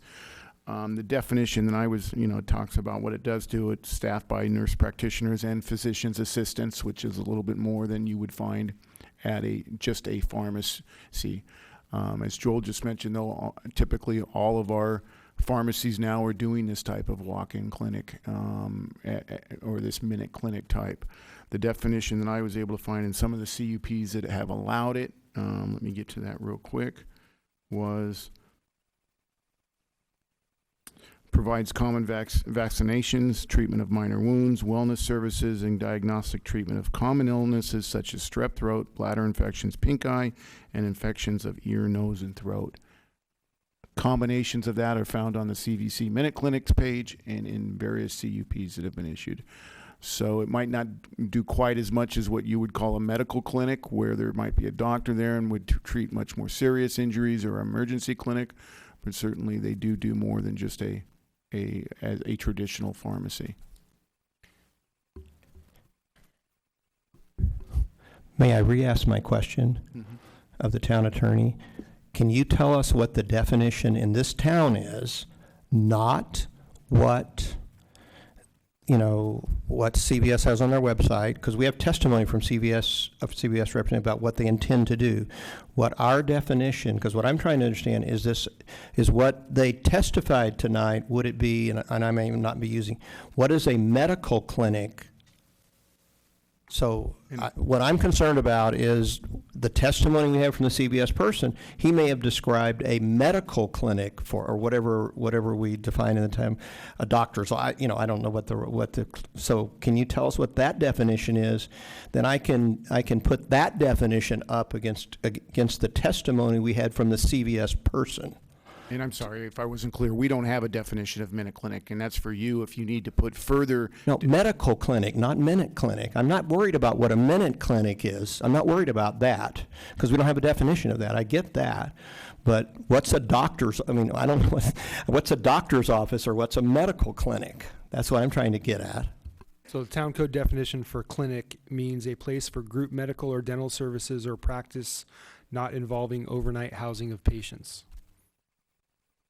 I would say to my fellow commissioners, I would interpret the testimony we have from the CVS person as meeting that definition. You did say as meeting that definition. Yes. Right, so Commissioner Erickson. So we would have to do a use that would be a pharmacy and a clinic. So thank you for those comments. So Commissioner O'Donnell, have you had an opportunity now to work on the motion? What I'm going to do is I'm going to try to make a motion which will which will send it back for further work by the applicant with directions. So on my first go-round, I may throw in some things that people would like me to take out, and I'm certainly amenable to considering that. I'm going to try to put in perhaps more than it's going to wind up with, but it's better to have more starting. So I would make a motion. May I ask just one thing? I know that you're going to give instructions to the applicant. I'm wondering if you could just, in the beginning, add to the applicant and to the staff, because it's going to require staff interface. Well, no, because I'm giving, my motion would be that we're going to continue the matter, instructing the applicant to return to us with more detailed plans, and I'll make whatever I say in the motion. All right. I'm not going to instruct the staff what to do. The staff, to the extent they work with them, is fine, but I'm not instructing the staff. Okay, go ahead. Okay, and so the motion would be that we continue this matter to a date certain, and we can get to that. So the applicant could come back with more detailed plans, and in those plans, they would address the following issues. One of which is the issue that Commissioner Erickson has already discussed, the bicycle lane. One of the considerations that I would request the applicant to think about is how they might solve that problem so that when you get to the so-called pinch point, it's possible that that bicycle lane could actually come up on the property of the applicant. I don't know. I'm not saying they could or they couldn't, but obviously that would solve a problem. So that's one thing. Secondly, that in coming back to us, they specifically provide that the hours would be 7 to 10. I would like their recommendation on whether we get rid of the dual left turn and what the impact of that would be, because that also speaks to Commissioner Erickson's concern. What it does is it puts a traffic problem out on Los Gatos Boulevard, but at least that may be a better problem. I don't know. They should consider that and tell us what they think. And as far as stone versus brick, I would like them to consider whether the stone is more representative of the street. I don't know the answer to that question, but I would like their input on that. Okay, then as far as the drive-through is concerned, I would like the applicant to consider what limitations the applicant is willing to impose or would be willing to be imposed on that drive-in lane. They've now said 4 to 6 per hour, so that's up to them to think about. And as far as the Minute Clinic is concerned, we have a town ordinance that says they can have a Minute Clinic. And we say we don't know what a Minute Clinic is. So I would like them to tell us what a Minute Clinic is, and then when we consider this thing, we can decide whether, it's pretty tough to tell somebody they can't have what we said they could have. But since we don't seem to know what that is, I'd like to know what they're proposing, and I would request that they limit that as best they can, because obviously you may get a pushback on that. Then also, I would like them to consider, we talked about the the pharmacy drive-through, I mean, the best of all worlds is you get rid of the drive-through. And as one of my fellow commissioners said, we've got a number of pharmacies here in town that don't have a drive-through. So it may be happening somewhere, but it hasn't happened here. You may tell us it's necessary, but I suggest if that's the case, you tell us how it's going to be so limited, it's not going to cause a real impact. As far as the layout, I would suggest that we accept in general, the layout as proposed on Exhibit 24, except that we want more detail on the entry plaza, on the building itself, as I think one commissioner has said, 360 or the whole thing, a better idea, and also a better idea on the secondary retail. I understand you don't know what the tenants are. I understand some tenant may be big, some tenant may be small, but it would be very helpful if, as you suggested, there's going to be an arcade there, that kind of thing, if we could visualize what you're talking about, so you'd be limited to it. I would also suggest that you're specific as to which trees you're taking out and what you're doing when you're replacing trees. Now, let's see, what else? I'm sure I'm forgetting things, and I'll look to my commissioners to add or subtract from that. Okay. So I would suggest that before I finish the motion, I listen to people who want me to change it already. So if I could just, before we begin, if I could summarize the four main items that you are interested in. I mean, that your motion encapsulates. Traffic circulation, both on the streets and on-site. The architecture would be the second. The third would be use, including the drive-through, minute clinic, and hours of operation. And fourth would be the landscaping. So those are the four broad areas that you have raised thus far. I think I made it more narrow than that, for example, but I didn't. No, you did make them more narrow. So I'm doing a general, so when I'm saying, yes, right, all right. I just want to make it clear that when you send it back. Yes, very detailed. We're going to be more detailed. So that Right. Okay, so those are the four general areas that we're asking the applicant to bring us more detail on. Now, Commissioner Birch and Commissioner Talasfor. Off the top of my head in my notes, I just had one other that we request that the additional neighborhood outreach be 1,000 feet as the adjacent buildings are mostly commercial. That way it reaches more of the impacted neighborhoods in the area. And I know that 30 feet is what they could have, although I did hear tonight some testimony of requests that the building be lowered, and I would like them to consider that at least, or at least pushing that top floor back or eliminating it, using the shed roofs that you see along the boulevard. And then when they bring it back, one other thing is that it comes back as complete and I would almost suggest, because we've had this before and it's so illuminating for us, and I think it would be for the town council as it went on, to have almost a photo simulation of it so that we really understand what we're getting. This is not a gateway, but it's certainly an important node in this town, as you've heard tonight. So I would like us to respect that. My motion will not.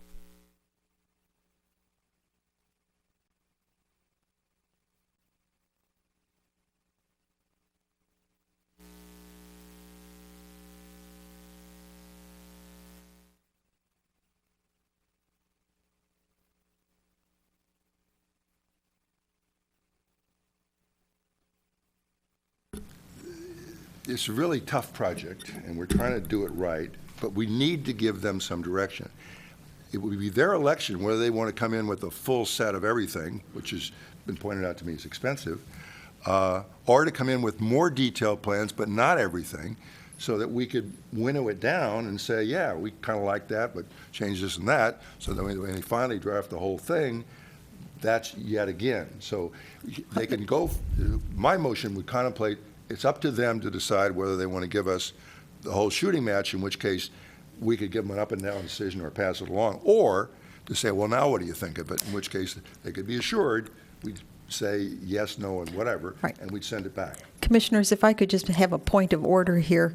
We are having a discussion on a motion that is not yet on the floor. So until we have a second, the discussion, Let me make the motion as you did make it. with the suggestion that was already made,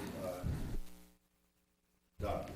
So that would be the motion, and if I can get a second, then we get to Right. Commissioner Erickson. I'll second it, though I'm not enthusiastic about the motion as presently constructed, so we can discuss it. Now let's discuss it. Commissioner Bandami, did I see your hand up or not? I'm sorry, I wasn't No, sure. you did not, but if I could just add a comment, is I'm concerned about my capacity as a planning commissioner now becoming a designer for the project, and that is not my role. So I would like to see them come back prioritizing the commercial design guidelines and the boulevard plan, but I feel a little uncomfortable giving them specific direction on the design of the project. All right. Commissioner Erickson, you have some comments to make? My reluctance in voting for the motion as presented, even though I seconded it, was my sense is about half of the motion wants them to come back, suggests them to come back with information that is associated with an architectural site application, not the matter that's in front of us now, which is a plan development application. So, and that becomes, I believe that becomes the most expensive thing for them to do. And the architectural site application will come in, so any of the architectural features, those kinds of things. So I would be, while I think it's okay for us to give them direction for the architectural site application, at some point at some point in time, I don't feel the need to get to the level of detail that one would need to get to in an architectural site application in order to allow the plan development application to go forward. Can I respond simply by saying that the motion contemplates the comments I've heard all my fellow commissioners make, asking for answers from the applicant.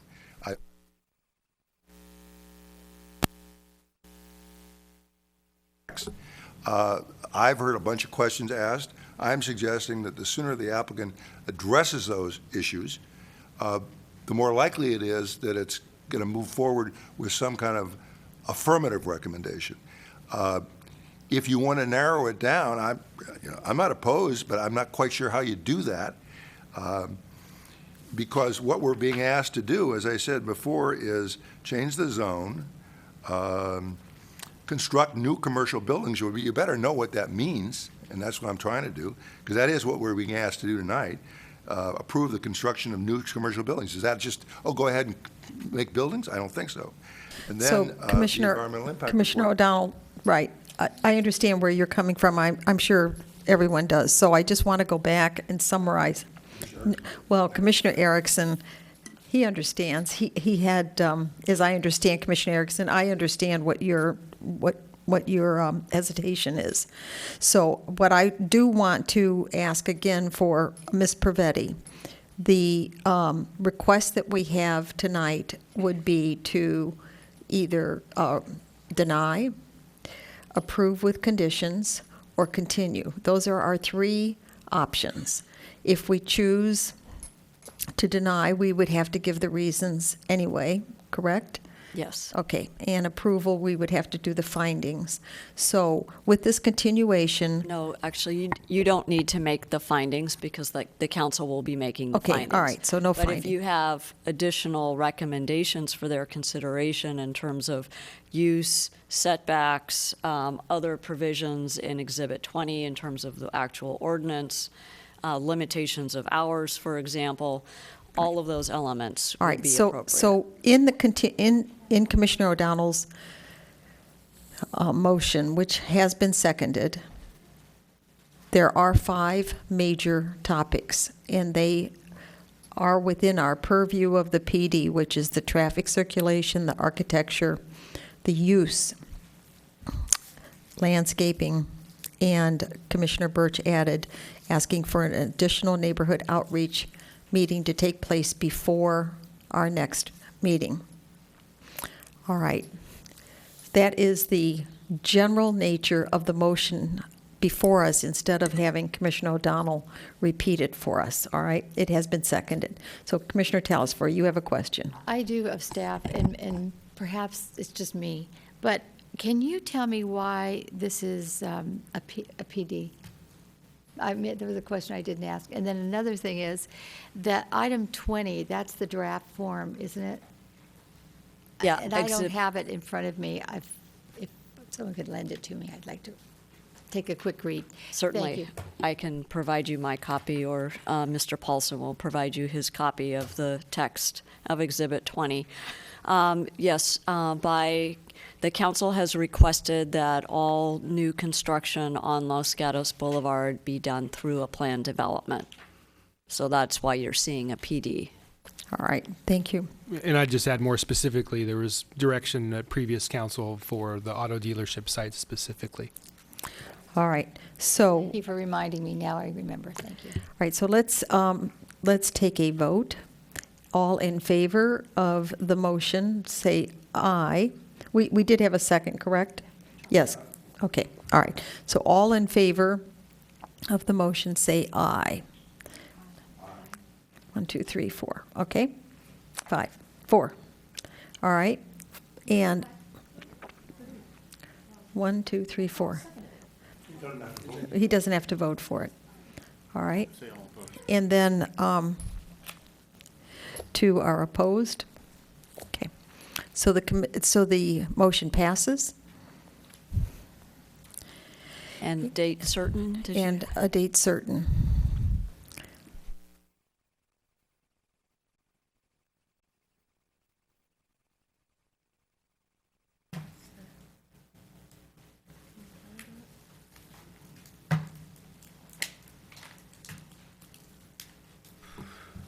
Given the information that has to be gathered and the work that will have to be done, we would suggest February 11th as the date certain. All right. Okay, Mr. Paulson, then the applicant knows to be prepared February the 11th for the commission. Staff will work with the applicant to ensure that the timelines are met to get on that agenda. If the applicant is not able to make those timelines, then we will do a desk item and continue it again. All right. And then procedurally, if either you or Mr. Schultz can talk about, so we will have 1 or 2 new commissioners at that time. Are they briefed ahead of time on this? Are they going to deliberate on this issue? We would provide any new commissioners with all of the background materials and obviously give them the information to review the Planning Commission hearings that have happened to date. All right, thank you, Mr. Paulson. All right, I'm now going to call agenda item number 5, which is conditional use permit application U13017, requesting approval to operate a museum and related activities at 106 East Main Street, which is the Town Civic Center. By a show of hands, may I see how many commissioners visited the property? And are there any disclosures? I have to recuse myself because I live within 500 feet of the property. Thank you, Commissioner O'Donnell. And I also have to recuse myself because I also live within 500 feet of the project. And our very able Vice Chair, Birch, will handle this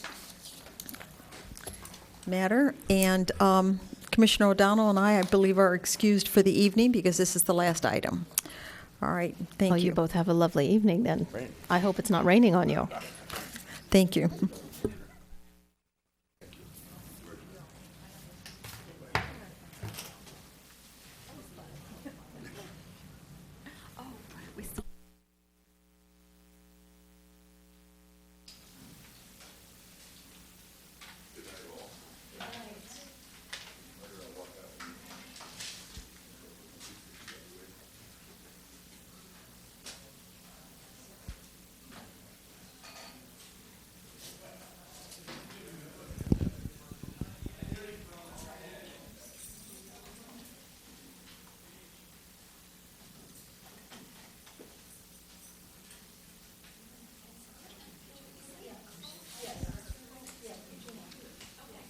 I'm sorry, guys, but we're going to call like a 5-minute break here. Just give us 5 minutes.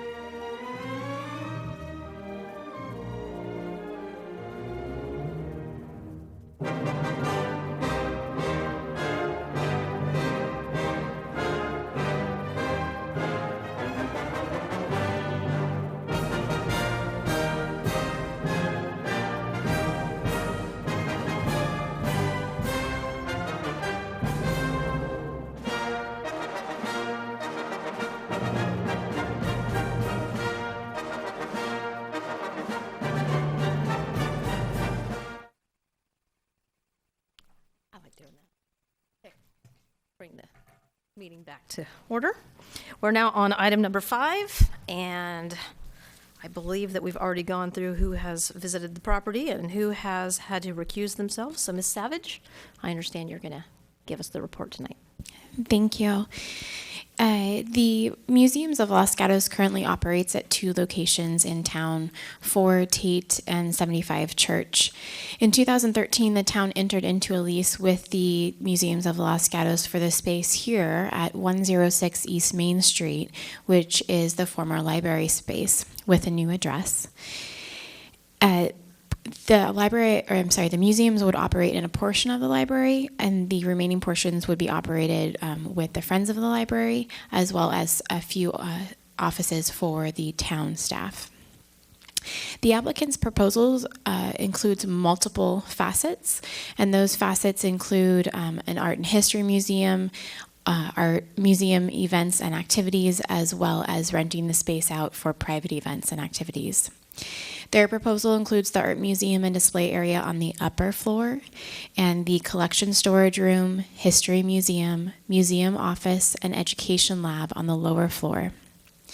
The applicant is proposing public access hours from 11 a.m. to 5 p.m. 7 days a week. Later staff hours are proposed for exhibit preparations, receptions, and similar activities. The museum would also operate, as mentioned previously, with events and activities, community meetings, private events, educational programs, as well as a sculpture garden. The Art and History Museum use would include the display areas, the storage room, the offices, and the education lab. The activities and events would include demonstrations, artist talks, and lectures, performances, exhibit opening receptions, and fundraisers. And these activities may include music and beer and wine service, as well as catering.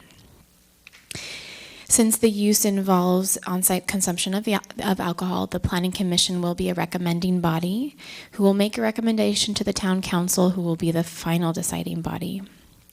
Private, social, and corporate events would include music performances, other performances, fundraisers, weddings, wedding receptions, and other group events.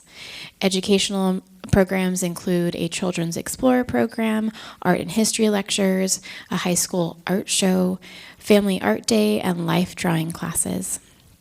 For each of these events and activities, the applicant is proposing a limited number of attendees. The applicant is proposing these events to last until 11 p.m. and provides justification for the deciding body to approve the use of alcoholic beverage service when those events go past 10 p.m. Those findings are a requirement in the town's current alcoholic beverage policy. The proposed Art and History Museum, Museums of Los Gatos, would permit an existing art and history museum to occupy this former library space. Staff recommends approval of the conditional use permit with conditions that are consistent with the lease approved last year and with the intent to reduce the potential impacts of the applicant's proposed uses. This concludes staff presentation, and we are available for any questions. Great. Thank you. Are there any questions? Thank you, Ms. Savage. In the conditions of approval, in 5B, it says museum events may occur past 7 p.m. when no town meeting or event is scheduled. So does that mean to imply no town event is scheduled in this space, or no town event can be going on in the Civic Center? That's a great question. The intent was for the Civic Center. The museums in the former library space would share parking and access to the Civic Center, which would include this area with the building that we're in now, the new library, and the Adult Recreation Center across the street. Right now, there is a planned development for the Civic Center, which includes those 3 components: this building, the new library, and the Adult Recreation Center across the street, and all of those uses together share the parking and access to the site. May I ask a follow-up question to that? So then by putting this in theirs, it puts them in the how do I want to say this?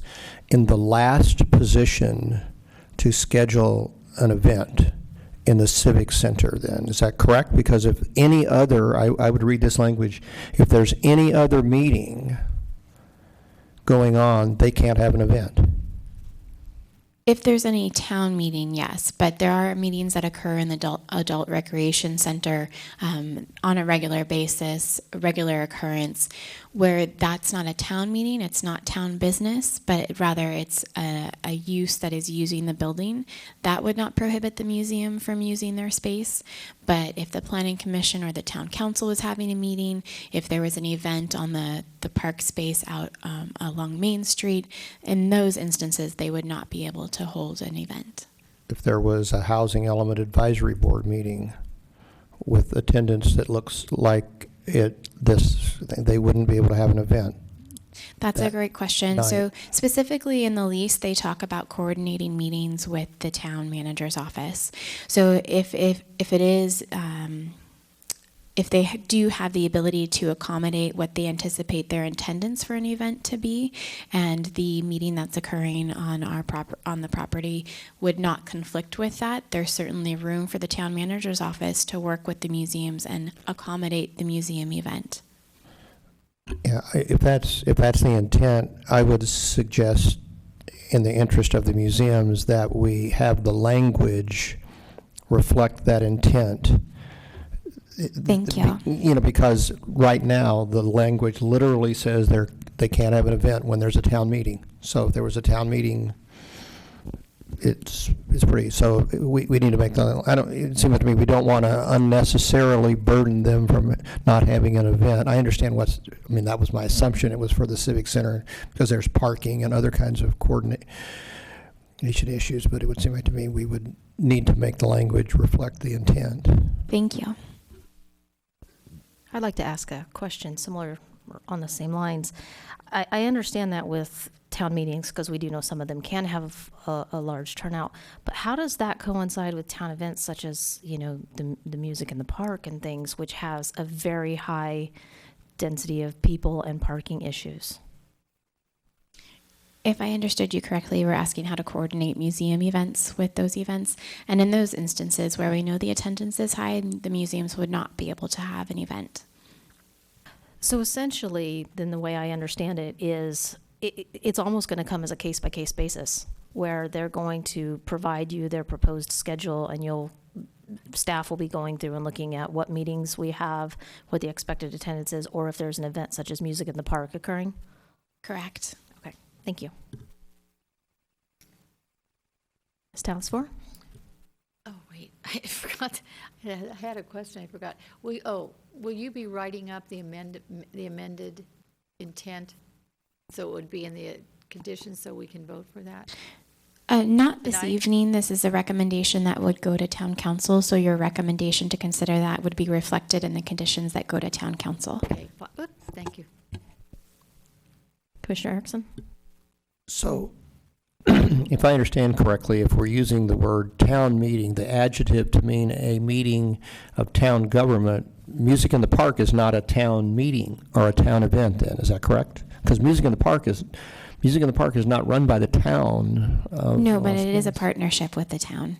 So we could certainly clean up that language, point taken. So both with the hours and the type of events, we will clean that language up. Yeah, yeah. Do we have any other questions? Okay. We'll now open the public portion of this meeting. Mr. Janoff, please come forward. You have 5 minutes to speak. Take all of it. Jeffrey Janoff, Board President of the Museum.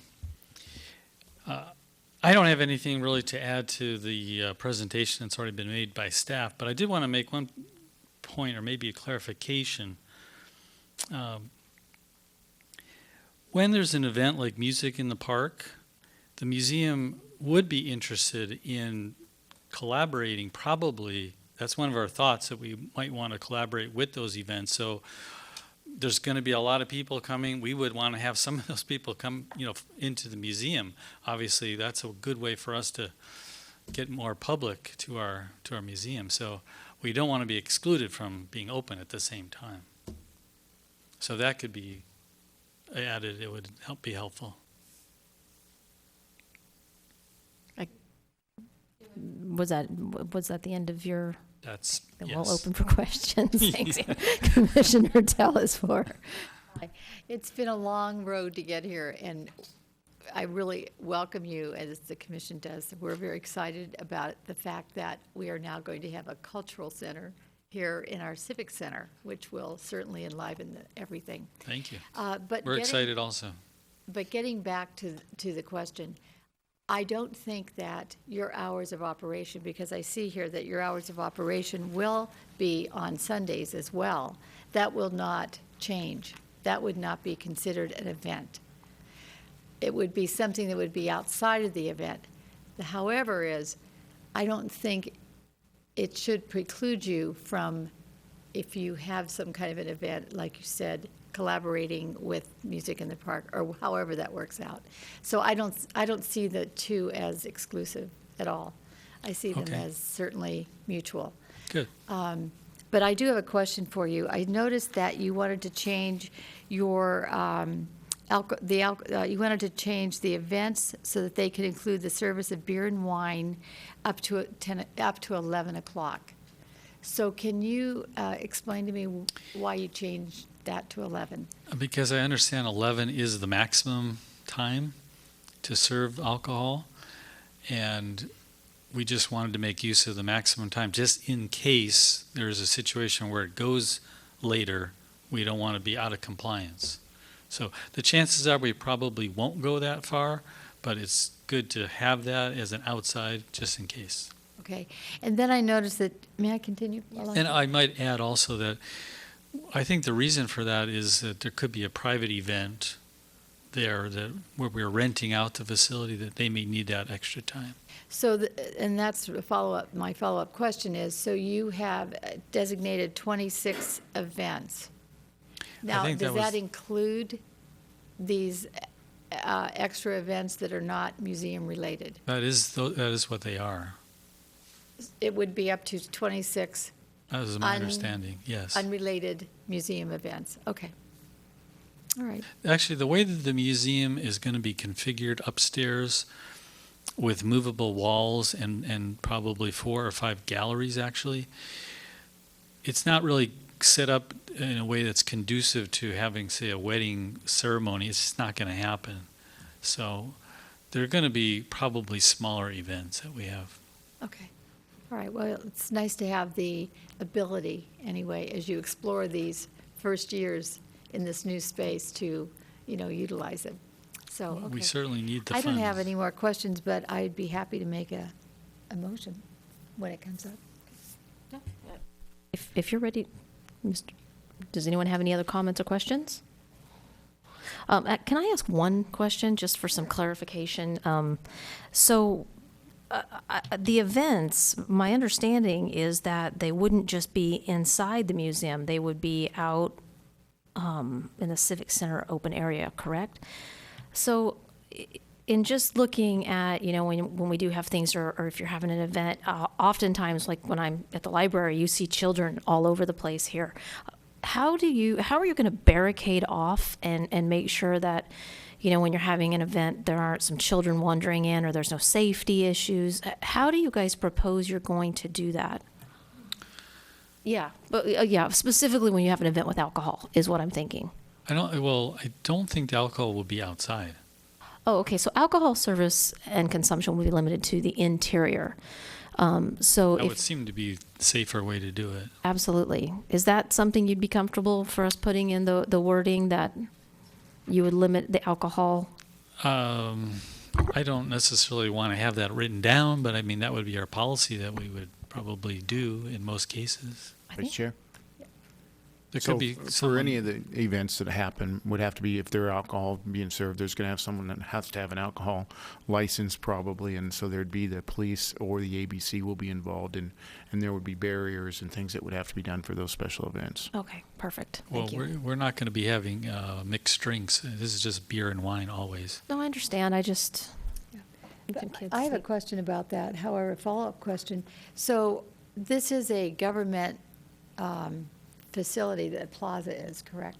So is there a limitation about alcohol out in that plaza at all? I don't know, for formal events from either this body or the museum or the library, I don't know. It's a very good question. We have our ordinances that don't allow beer in our parks, and this is certainly considered a public space. So it's something we'll have to look at when it goes to council. Since it's just a recommendation, it's a good point to bring up and something that we'll have to look at closer. Okay, and then as a follow-up to that, there is an outdoor garden space that the museum plans on building or creating. But it will be, be walled off to the public. Now, that's outside, but they could have alcohol out in that area, correct? This wouldn't stop that from happening? What we'll have to do is look at exactly their lease site area and bring that to the attention of council as to what those parameters are. I've heard Vice Chair Birch's comment about it being limited to inside, so I don't believe that their lease site extends out into the Civic Center Plaza right above us, but we'll have to look at that issue and look at how that can be accomplished if that's what council wants to do, and put parameters around those issues. I understand that, but this is a garden area that's on the other side, Yeah, enclosed. and I'm assuming that's part of their lease site. For It sure. is. Oh, okay, It is, yeah. All right. The sculpture garden is part of our leased space. okay. All right, thank you. All right, thank you. All right, did you want to go ahead and try I'll for a go motion? make a motion. I will make a motion to approve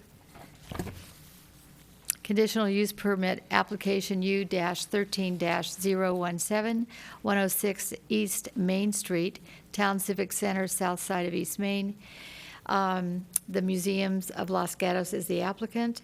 And related, let's see, so they're requesting approval to operate a museum and related activities on property zone C-1 PD.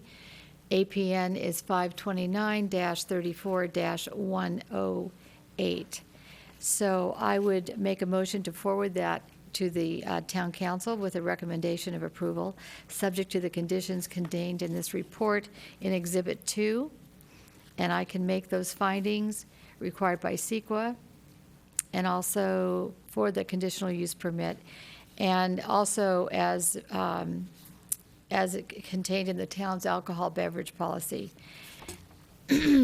Especially that the applicant does not have a history of complaints and noncompliance with local ordinances or the alcohol beverage policy, and the applicant has demonstrated a clear benefit to the community.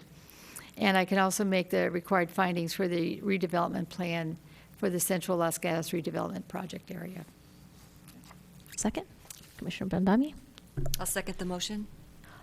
Before we take a vote, can I ask that when we do send the recommendation up, that the wording that we discussed with Ms. Savage and Commissioner Erickson be modified, and that a couple of the questions brought up by myself and Commissioner Talsfor be addressed? Yes. Thank you. All right. Okay. All in favor? Aye. Passes unanimously. Thank you. You're the last man standing.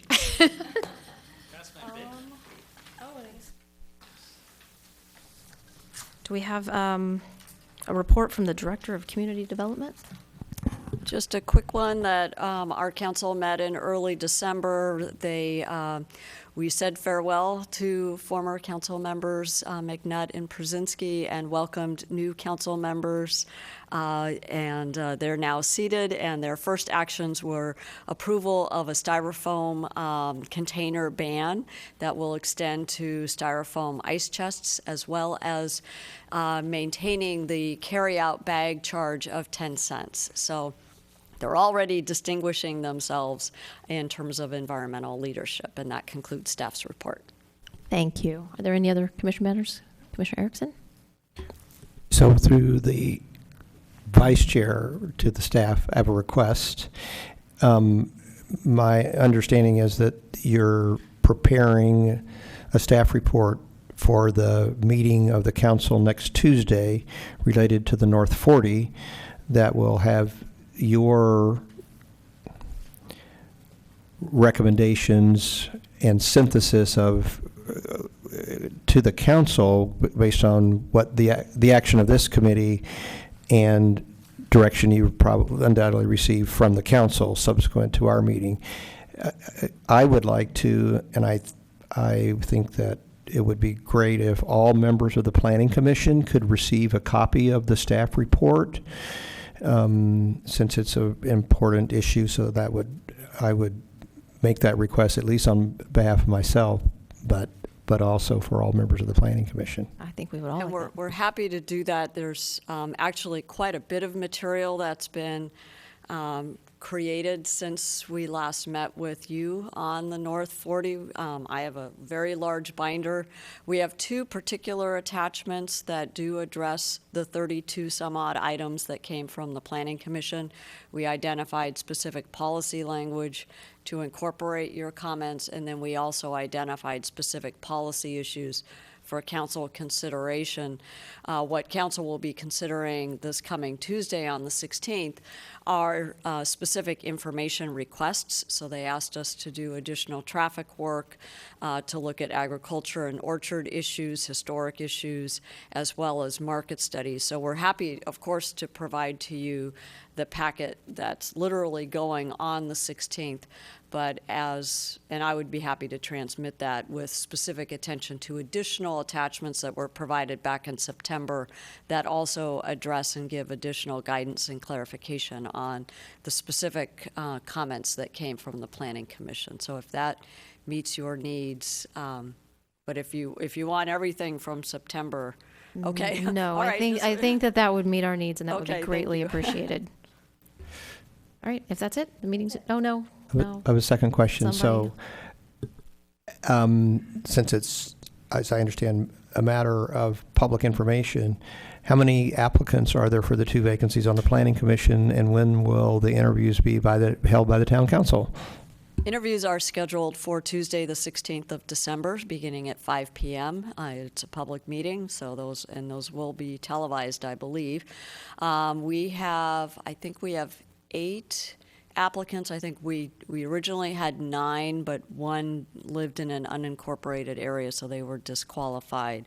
So we have 8 applicants, and then we have another commission that actually has 11 applicants. So there are a lot of people interested in serving the town, which is great. That's fantastic.